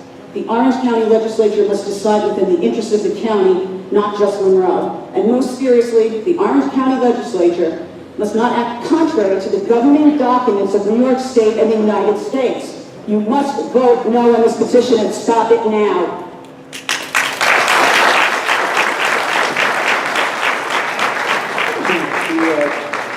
We're going to call 4 speakers at a time. If you want to sit in the front row, there's plenty of open seats there. And if you don't like each other, you can leave a seat in between. Also, I just want to say before you start, ma'am, I'm sorry. If you speak tonight, you will not be allowed to speak tomorrow night. So keep that in mind if you want to speak tonight and you're not going to make it tomorrow night. Thank you. Thank you for the opportunity to speak. My name is Janice Annunziata. My husband Frank and I have lived in Blooming Grove for over 25 years. While we don't oppose development, it has to be planned, vetted, and inclusive. We supported United Monroe initially and financially, but we grew very alarmed when it entered their secret negotiations. We're informed by representatives and attorneys that Palm Tree will cause irreparable harm to Blooming Grove and many other communities, including Woodbury, Cornwall, Chester, Washingtonville, and Tuxedo, just to start. KJ is now wooing Woodbury to begin secret negotiations with them. All of the affected towns, along with the environmental groups and our elected officials, must stand together or we will fall one by one until only the seeds remain. We request our legislatures please pay attention to all of us. Vote no if Palm Tree will harm adjacent towns. Instead, slow down. Take the time to get the answers you need in order to come up with a plan that identifies and finds acceptable solutions for all impacted communities in our beautiful county. We have many, many reasons for your consideration. Woodbury will be left unprotected from annexation. Blooming Grove will be left unprotected from annexation, and a new shared boundary with Palm Tree will make annexation possible. 8 municipalities and the county itself are all parties to a KJ annexation challenge lawsuit pending in our appellate courts. It will be rendered moot by this agreement. The municipalities in the county involved in that lawsuit will lose a huge leverage we now have, our lawsuit. You are likely to create a very bad annexation precedent. KJ ignores health and safety codes, environmental laws, and enforcement is minimal. Sewer needs are not addressed. The Herman plant's already at full capacity. Who will pay for that additional stress? Water supplies are already challenged to the breaking point. Blooming Grove has water shortages. KJ isn't even online yet. As they annex lands that exempt from tax, our taxes will increase and become unbearable. Somehow the Hasids continue to receive special treatment. They flaunt laws, they poison water and land. Favoring one religious group at the expense of others is unconstitutional and must be stopped in order to maintain separation of church and state. Rockland County tactics of blockbusting through intimidation are taking place in Southeast Orange. I'm alarmed to hear Hasids at large. There's 250 homes in South Blooming Grove. Merriwell's already a lost ward, perhaps preparing for future annexations in Blooming Grove. Non-KJ residents are forced to flee their neighborhoods, and those who remain see their properties decline. Blooming Grove, Cornwall, Woodbury, Washingtonville, we all have no voice. We and you as our representatives need to know more than what we are presently being told. Traffic will increase dramatically. Sprawl will stress infrastructure and services, increasing pollution, reducing quality of our air and our water, and the quality of life that we all cherish. Zoning must be enforced or put into place to protect and expand our open green spaces, curb unrestricted development, and slow down or even prevent multi-unit dwellings. Thank you.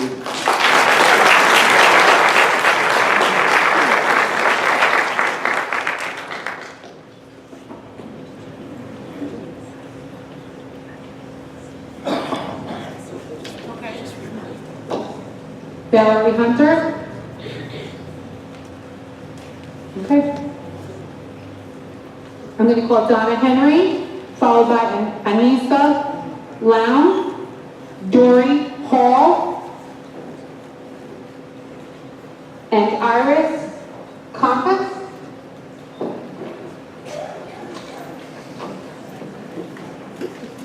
Hi, I'm Donna Henry, Monroe resident.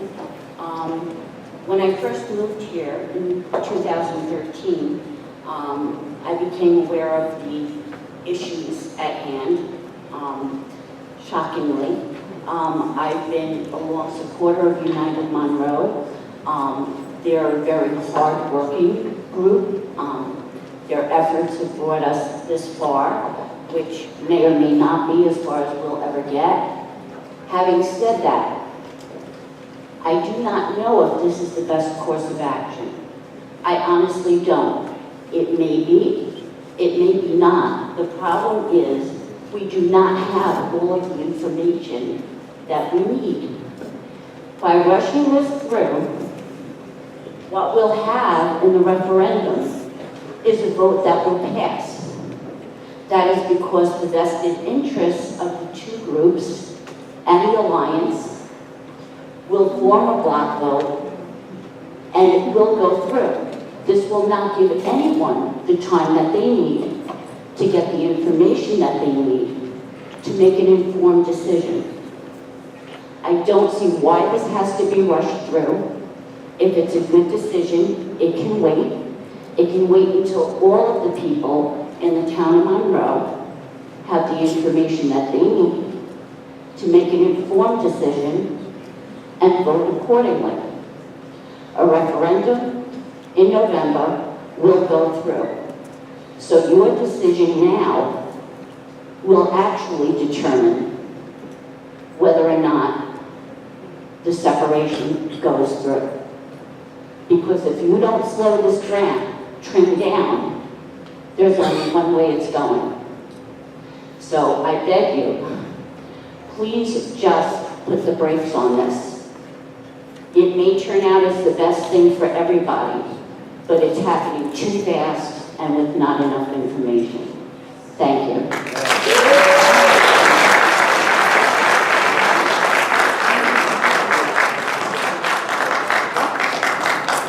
Hi, my name is Anissa Lowe. I'm from the town of Monroe.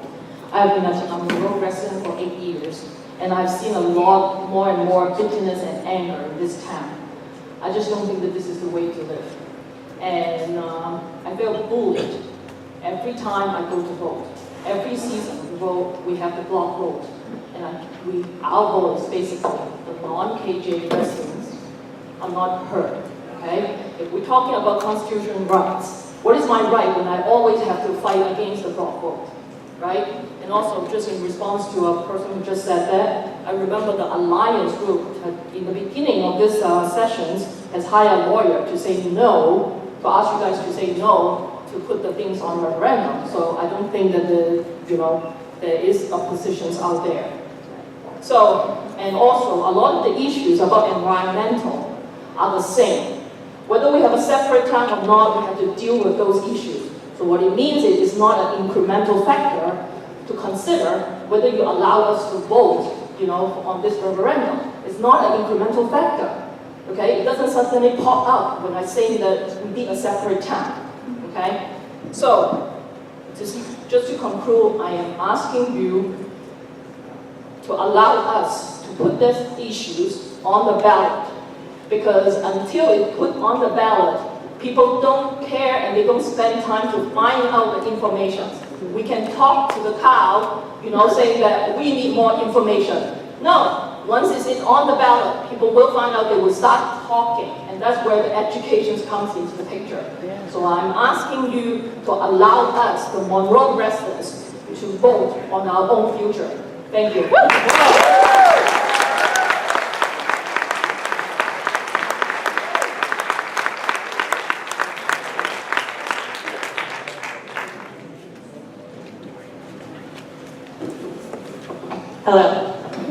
My name is Dory Hall, and I am a resident of the town of Monroe, and I am also the mother of 5 fantastic children. 3 of those children are currently in the Monroe Woodbury Central School District, and 2 of them won't enter until September of 2018. I am begging you, on behalf of my husband, my children, and me, to please let Monroe decide what happens to us. The actions or inactions of past governments that have gotten us to this place are not working. We see it in the news. We see it in Lakewood, we see it in East Ramapo, and now we see it in Mama. We have an opportunity, and in this week I call upon you as the first people with the opportunity to change this story.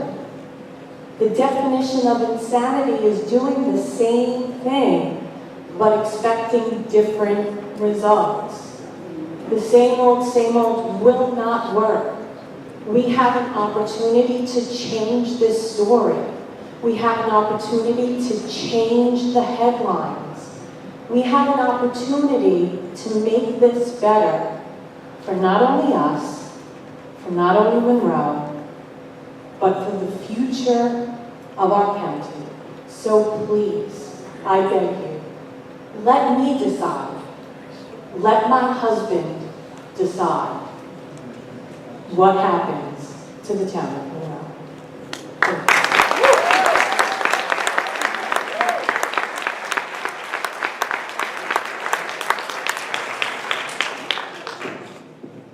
My name is Iris Thomas, and I've been a resident of the town of Monroe since 1998.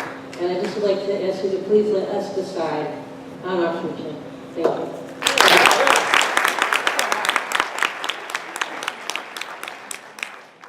Margaret Kasdan, Alice Allay, Christina Keisel, and James Kelly.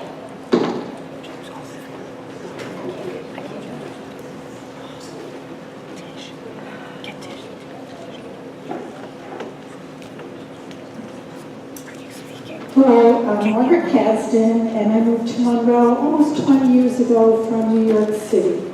In that time, I've enjoyed the beauty of Monroe, but I've also seen the negative impact of the block vote. I'm asking you to vote to give me the opportunity to choose the future of the town, and by all means, deal with environmental issues and constitutional issues about the religious community, but let us separate and move forward without the block vote. Thank you.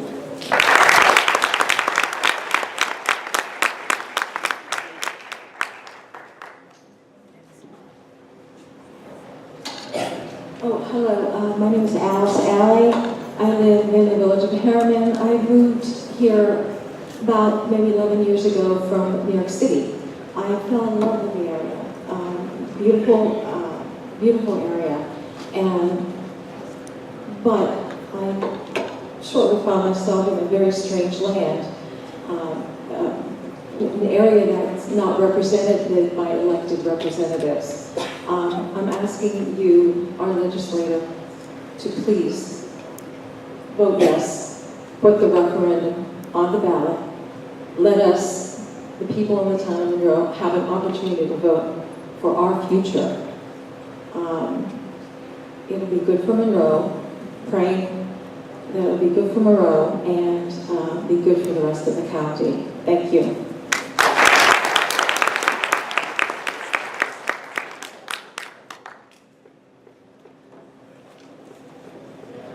Hi, my name is Christina Kiesel. I'm a 21-year resident of the town of Monroe. And I'm here today to implore the legislators of Orange County to vote yes on placing a referendum on the ballot in November. As an active and longtime volunteer in my community, I have been greatly encouraged by the outpouring of support for the separation from the public. I believe it's because of the diligence and perseverance of volunteers from United Monroe and Preserve Hudson Valley that we're now experiencing an awareness of our local politics like never before. Regardless of our individual politic ideologies, there's a common ground we can all agree agree on, maintaining the natural beauty of our town, the value of our homes, and the quality of our children's education in the Monroe-Woodbury School District. We finally have the opportunity to break free from the stranglehold of an ever-expanding voting bloc on our town government.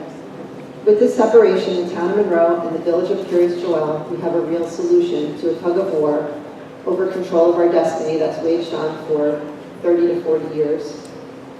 With this separation, we can finally ensure that our zoning is enforced, residential neighborhoods remain as such, and our tax dollars provide a top-notch education to our children. This separation must now be decided upon by the people of Monroe. The only way that can happen is with the support of our county legislators, so I ask you, please allow the residents of Monroe to decide their future by placing a town separation referendum on November's ballot. Thank you.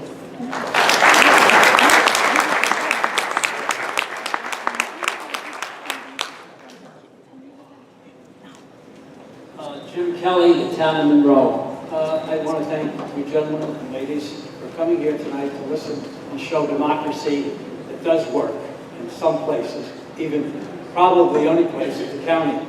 I didn't bring any paper with me tonight because I didn't think I was just going to say support United Monroe and their view on this issue. But I listened to a lot of people, a lot of different people, and none of us seem to, well, I think the pros and cons are very important for everybody. I think we should all, have our opinions heard, and I think it's very important to have them heard. But also, I think that the reality of it, we brought up the expense to the town and how much it's going to cost us. How much is it costing Orange County in lawyer fees, and in town of Monroe in lawyer fees, and each of the villages in lawyer fees?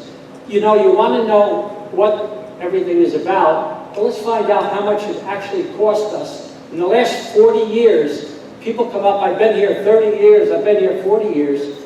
That's great, but this didn't happen yesterday. It didn't happen 5 years ago.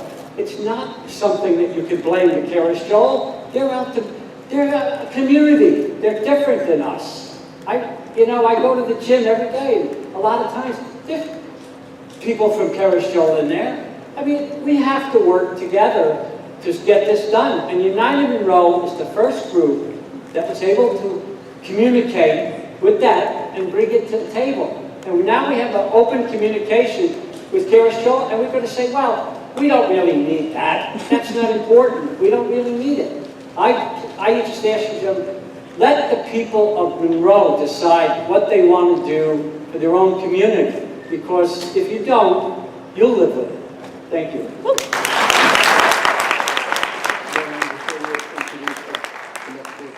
I'd like to introduce Legislator Roseanne Sullivan, who represents Walkill and Crawford, towns up. And Superintendent, maybe you can put an AC in the capital plan for this building. Next question. All schools.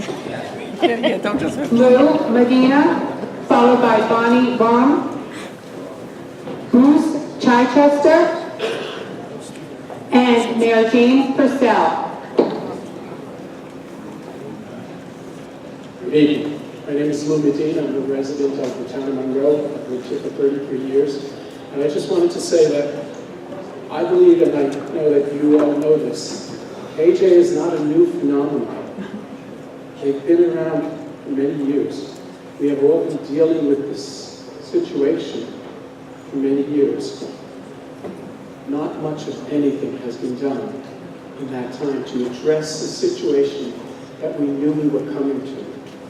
We're here now. We need to make a change. I respect everyone's opinion to oppose a vote. I'm asking that you vote yes. Give us the chance to decide for ourselves. I understand the reason why people are saying no and why they carry that opinion. And I would love to be able to wait another 40 years. But we don't have that time. I personally believe we don't have until November. Because if this goes down, I believe our town board will change forever. We will not have a control of our own town board where I live. we will not have control of our zoning board where we live. Please, give us the chance to decide our future and our own destiny. Thank you.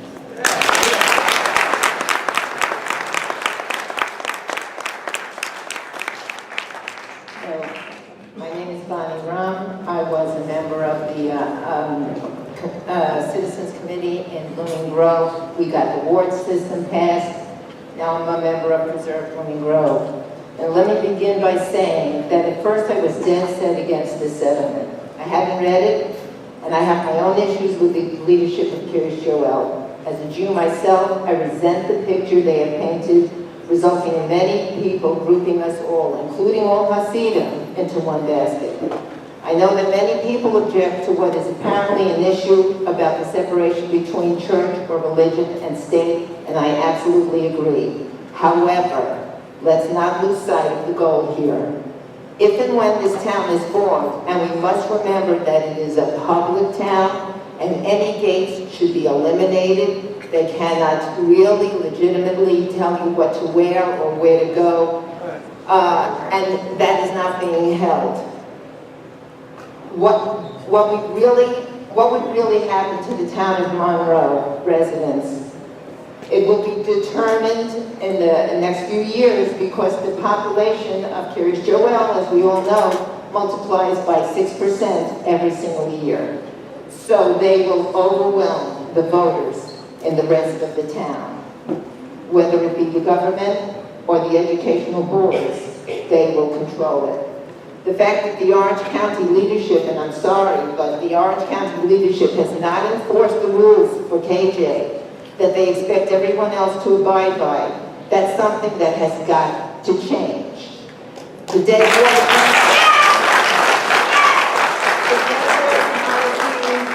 possibilities, the sewage plant capacity, the pollution of the Ramapo has got to be addressed, and in a very forceful manner from Orange County as well as from Albany. That has nothing to do with the town separated. That has to be done whether they separate or not. That's right. That's right.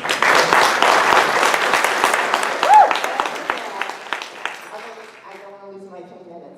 Add to that, the discriminatory housing practices. Your 3 minutes is done. I'm about to say. Sorry. No, I don't. You can leave your written comments, though. You're welcome to be back. You're past your 3 minutes now. Thank you.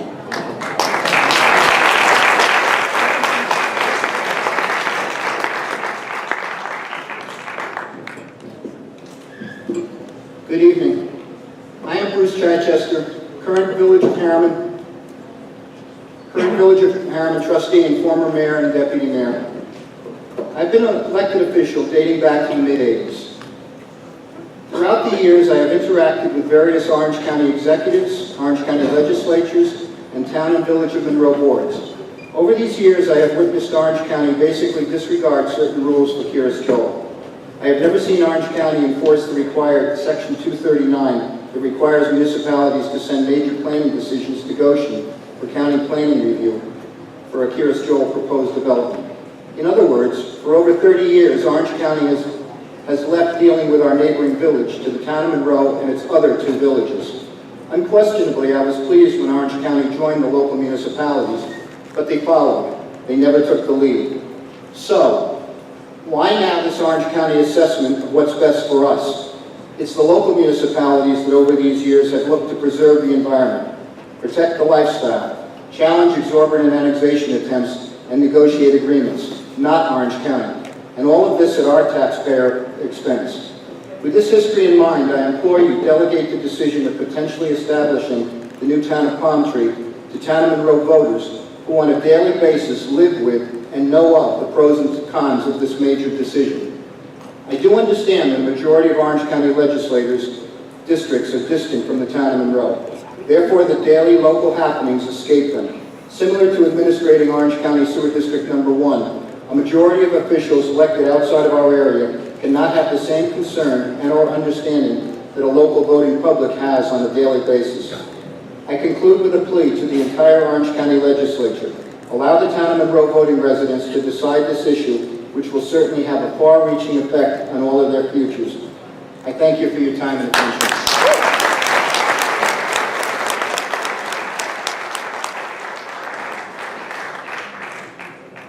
Good evening, all. Thank you, Chairman Brescia, County Attorney, and the County Legislators here today to listen to all the views and concerns of the public here in Monroe, throughout Orange County. I'll make mine short and sweet. First, at this time, I feel a proposal for the creation of the new town is a step in the right direction. There are still concerning issues that though need to be dealt with. Those issues are future annexations in the surrounding community, Orange County Sewer District Number 1 and its future build-out, future management and cost of the future ratepayers. Surrounding water supplies from local municipalities and compliance with following the 239 review, which is very serious. We as municipalities have to follow it all the time, and there's a certain community that doesn't seem to want to follow it. It has to be held to a standard like we are. These are just a few. These need to be taken seriously. The track record of the village of Kirish Joel at times is suspect. The situation that we're in is not just a Monroe issue, but a county issue too.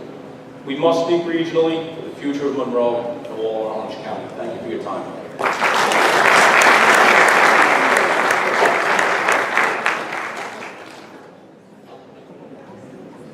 Okay, we have Phil Gagler, followed by Leonard Hernandez, followed by Margaret Farrell Fagnano, and Mary Bingham.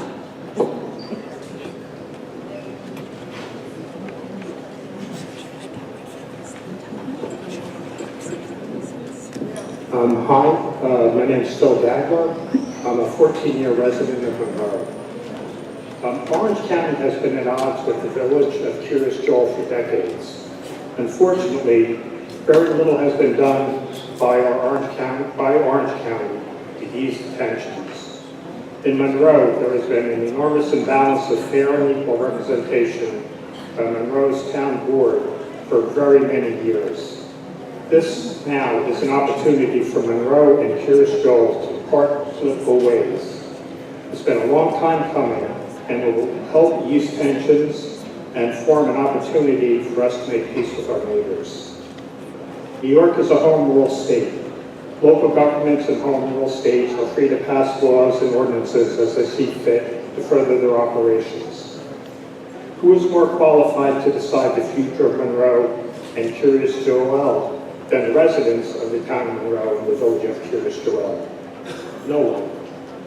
Now is an opportunity to put aside your political differences and do the right things for the citizens of Monroe.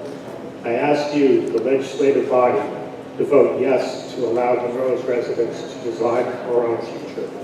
Thank you.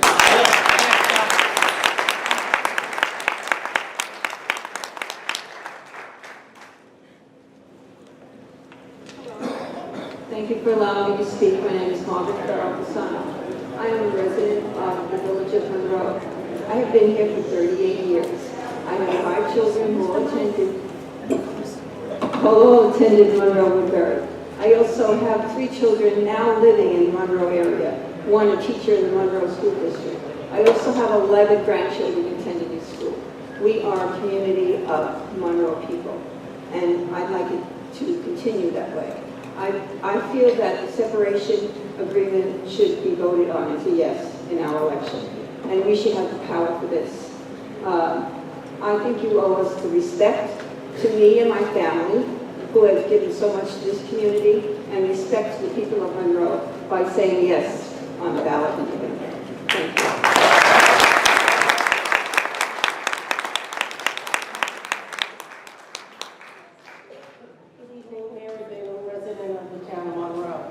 I would like to express my personal opinion tonight regarding the petition for the proposed formation of a new town called Palm Tree and its separation from the town of Monroe. I am in favor of the proposal and believe it is in the best interest of all the residents of Monroe, and therefore the referendum for it should be allowed on the ballot for November 7th. There are many different and complicated factors that must be considered with the formation of the new proposed town of Palm Tree and its resulting impacts to all the residents of the existing town of Monroe. Some factors for residents to consider, including but not limited to preservation of zoning, impacts on school districts, impacts on the courts, and the possible resulting loss of tax revenue will need to be identified and vetted in the weeks to come. I am certain the residents of the town of Monroe will do their own diligent research into all the factors that are important to them, and then make an educated decision when they go to vote on the referendum when it appears on the November 7th ballot. Having referendum items on the November ballot is not a new or unique idea. Monroe voters are used to seeing referendums on the November ballot, as it is how Monroe voters decide on their library budget. In addition, this November, all New York voters will see a referendum for a constitutional convention. Referendums are a way to ensure residents have a say in their government. Many times I have heard it said, New York is a home rule state. What better way for the legislature of Orange County to prove the statement true than by voting yes and allowing a referendum to the formation of the new town of Palm Tree and its separation from the town of Monroe to appear on the November 7th ballot. Thank you.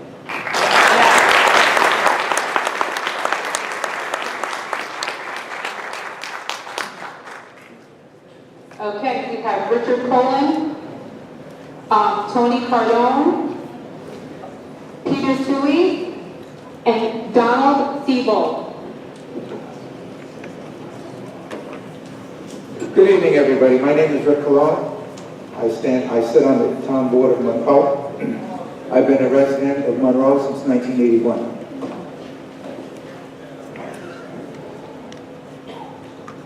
A lot of talk has gone on and references have been made to the Nazis taking over the Sudetenland, the Battle of Britain. It is not that historic. It is a question of the townspeople of Monroe getting the right of determination. What could be more democratic than that? People talk about having a seat at the table. Well, I would like to thank Preserve Hudson Valley and United Monroe for standing up and taking this issue to the people.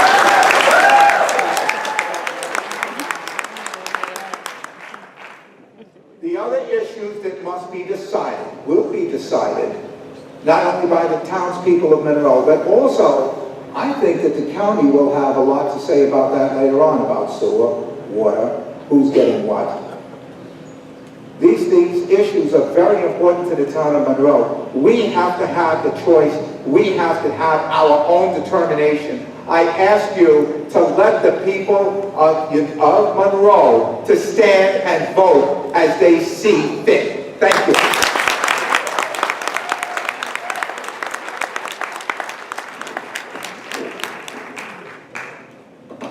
Chairman Brescher, county legislators, first I'd like to thank you for your service and for being here this evening.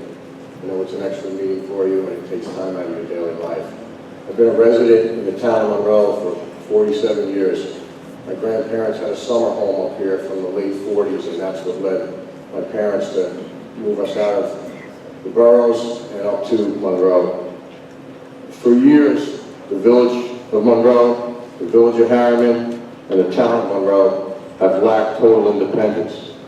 Independence needed to allow our residents, schools, and businesses to have the opportunity to prosper without the obstacles of politics and a block vote. Political dynamics that do not represent the major majority of the town residents. It is evident that tonight's meeting is crucial to the future success of Monroe. And it is also evident that without United Monroe, Preserve Hudson Valley, we probably would not be sitting here tonight. I would simply ask, when making your decision on the new town's referendum, that you consider the residents of Monroe, their needs, and their need for independence. And that's not to say that I am disrespecting the surrounding communities. I do understand the values associated with sewer and water, but that's your responsibility, the way I see it. And you still have that responsibility, whether you give the town of Monroe the ability to vote or not. The residents of Monroe need their independence. we need to be able to govern our town without the oversight of political posturing, which it has been for the last 40 years. Allow the residents of the town of Monroe to determine their fate. Again, I respectfully ask that you give the voters the opportunity to vote on this referendum. Thank you for your time, and thank you for your service to our town.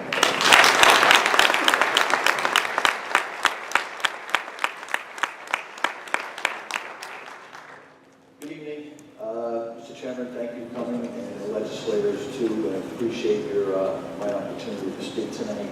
My name is Peter Toohey, 50-plus year resident of the town of Monroe.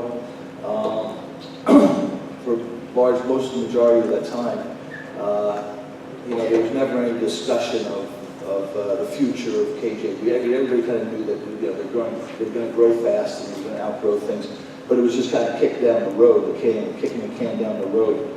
On behalf of anybody speaking up, there never really was any, until this group came along, Emily and John, and Preserve Hudson Valley. And, regardless of who came and stepped up, the fact is that they did come and step up. And the thing is that, through their discussions, the negotiations, compromise, those are basic things of how anything in life gets done. Their efforts, I would hate to see go unnoticed and fall by the wayside. I strongly feel it should be the town of Monroe residents who ultimately decide this for our own residents and for Monroe and here's Joel. And for that, I respectfully ask you all for a yes vote to bring a referendum to our ballot in November. Thank you.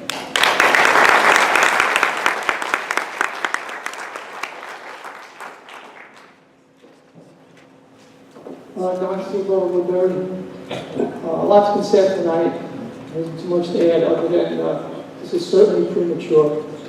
But I look back and I say to myself, the decision was made 40 years ago when the town of Monroe elected officials created an illegal village because they did not conform to the right, proper law. They didn't have the inhabitants. Nobody challenged it. The county legislature, the county planning department, nobody challenged this illegal creation of a village. You didn't do it. You got stuck with this now because there's something in front of you. But the decision was made. Now, if I lived in Monroe, I'd be up here saying, do it, do it, do it. But this was done. And that hasn't been brought up. There's also the issue of, unfortunately, the horse is out of the barn and it's 10 miles down the road. But there's been public statements over the years that they were going to create 200 homes a year. That was 15 years ago. And they were going to grow at 6% incrementally. There was a letter from some resident of Monroe who did the numbers and did the math and never disputed. And he predicted the numbers today. Well, what are the numbers in 20 years from now, 30 years from now? What legacy do you want to leave? Because you didn't create this, you're just stuck with this bag. Okay? And that's all I have to say. Thank you.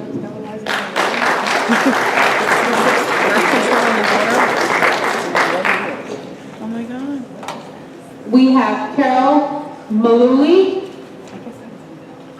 Matt Higgins, Neil Dwyer, Jerry McQuaid, and Nadia Waldman.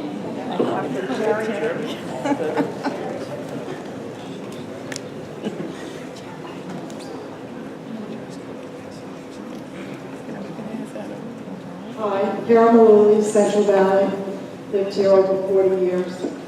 And I know that Monroe United and Preserve the Hudson Valley has worked tirelessly, raised money from all over the county. So they got a lot of support. But I'm a little disappointed that when push came to shove, and it got down to the brass wire, they kind of left everybody else out of the loop. So for that, I say that the county legislature should really try to help represent us and think about before you allow the vote, that are we represented? Did we get represented in this process? And I'm not saying that the process was flawed. I'm just saying that they're kicking the can to Woodbury. And maybe they're kicking the can to other towns. So I'm asking you to preserve Woodbury, because they have Monroe United. So with that said, that's all I have to say really, is that I ask you to represent Woodbury and maybe some other towns that were included in this process. And I also think that maybe my elected officials would be down here speaking what I'm saying and would have wanted to be included in the process. But I think we're in a lawsuit with Curious Joel, so their hands are tied also. So with that said, don't kick the can down the road before you include everybody, because I'm in the Monroe-Woodbury School District and I pay those taxes. So I feel as though Woodbury and anybody that's in the Monroe-Woodbury School District should definitely have some input. And it should all be done in some sort of public forum. Thank you.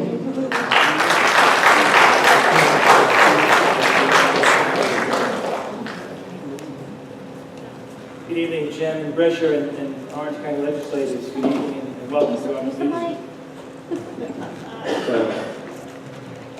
My name is Neil Dwyer. I'm a trustee here in the village of Monroe, and I thank you for the opportunity to address you this evening. By the actions, I'd like to start off by saying, by the actions of United Monroe and Preserve Hudson Valley, we have this very opportunity this evening. That opportunity wasn't there a month ago. It's here now.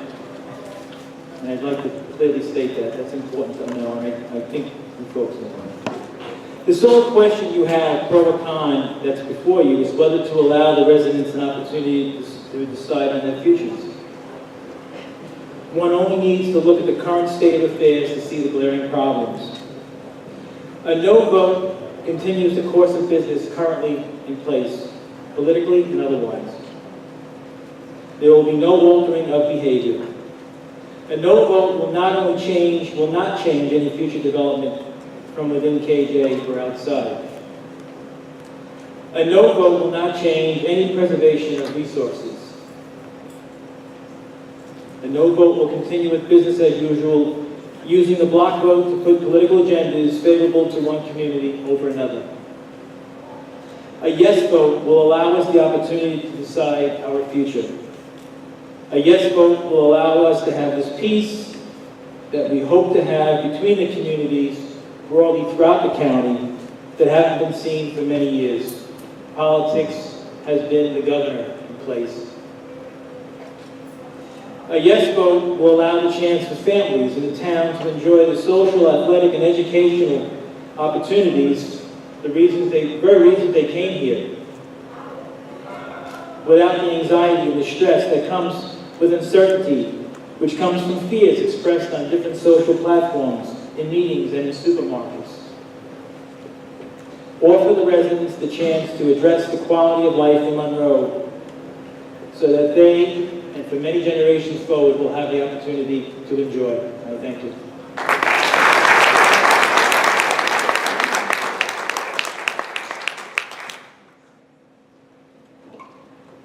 Mr. McLean?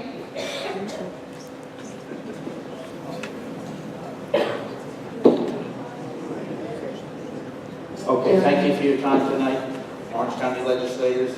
It's a serious business you have to decide. I'm a town board member. I was one of the guys who voted along with Councilman Cologne, Supervisor Doles, and Councilman Burke for 164 annexation. I still stand by that decision.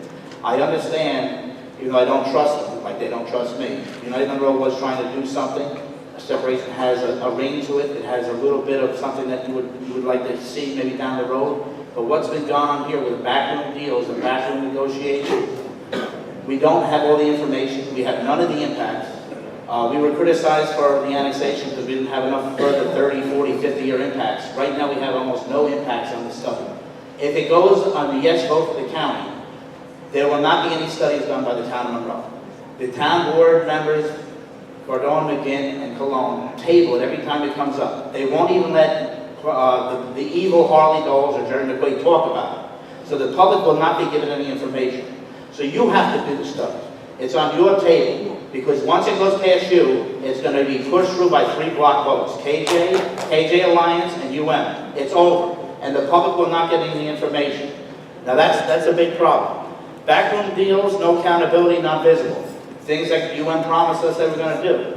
I was protect Monroe when I ran first.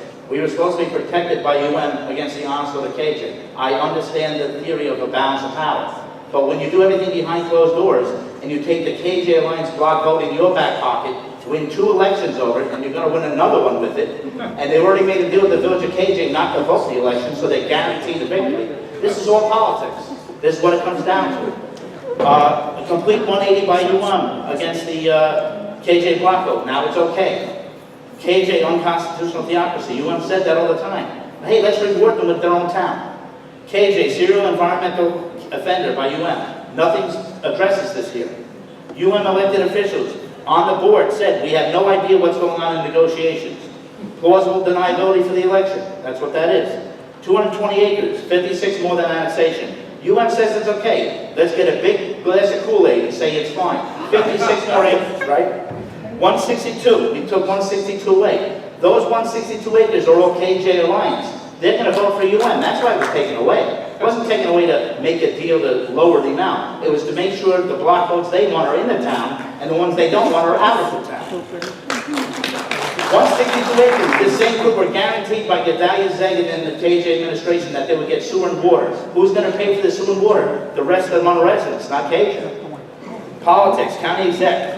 He owes KJ block votes, it's payback time, and he's pushing for it. Election in November, he's pushing for it. 4 more years, another election, more payback. Watch what the county executive pushes for. I don't trust career politicians any more than anyone else does. Okay? Assemblyman Stufus, I don't know what he's going to say tonight if he speaks, but he always said not 1 more inch, not 1 more town. Okay? Thank you.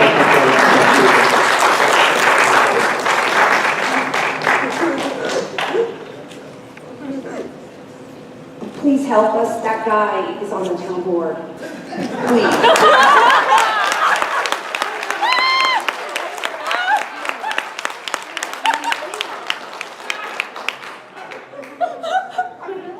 Nadia Waldman, Village of Monroe resident for 25 years. To the residents of Woodbury complaining they didn't have a voice, these negotiations were not secret. They were in the papers. Anyone could have demanded a seat to the table, just like UM did. But your town representatives didn't. Preserve Hudson Valley is also in a lawsuit with KJ. That didn't stop Preserve Hudson Valley and UM. What stopped your town? People can have all the concerns about water and sewer and the environment. Separation will not change any of that, and it won't prevent anyone from fighting that. If we do not separate, all 13,000 acres of Monroe land will be KJ controlled. Imagine water and sewer issues which will arise from all 13,000 acres of Monroe being high-density housing. I'm sorry, I hate public speaking.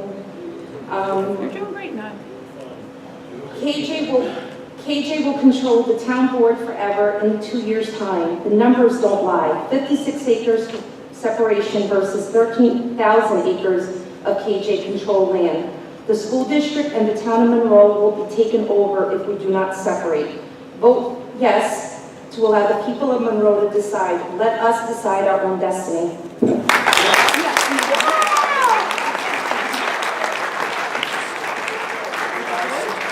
Okay, I'd like to thank everyone for coming out tonight. Everything seemed to go calmly. The legislature was a little bit apprehensive, having viewed a few videos from this area in the past. But everybody seemed to be calm, respectful tonight, and spoke passionately about their viewpoints. And it probably helped that we had 6 or 7 sheriff's deputies here tonight to keep it calm. But hopefully we'll have the same type of atmosphere tomorrow night in Karis Joel. And I welcome you to come back tomorrow night at 6:30 if you haven't spoken, or if you have spoken, come to listen. Thank you. And without further ado, I'll entertain a motion to declare the public hearing adjourned until tomorrow. Where do you park tomorrow? Where do you park? I don't have the answer for that. Mike Lino, do you have the answer?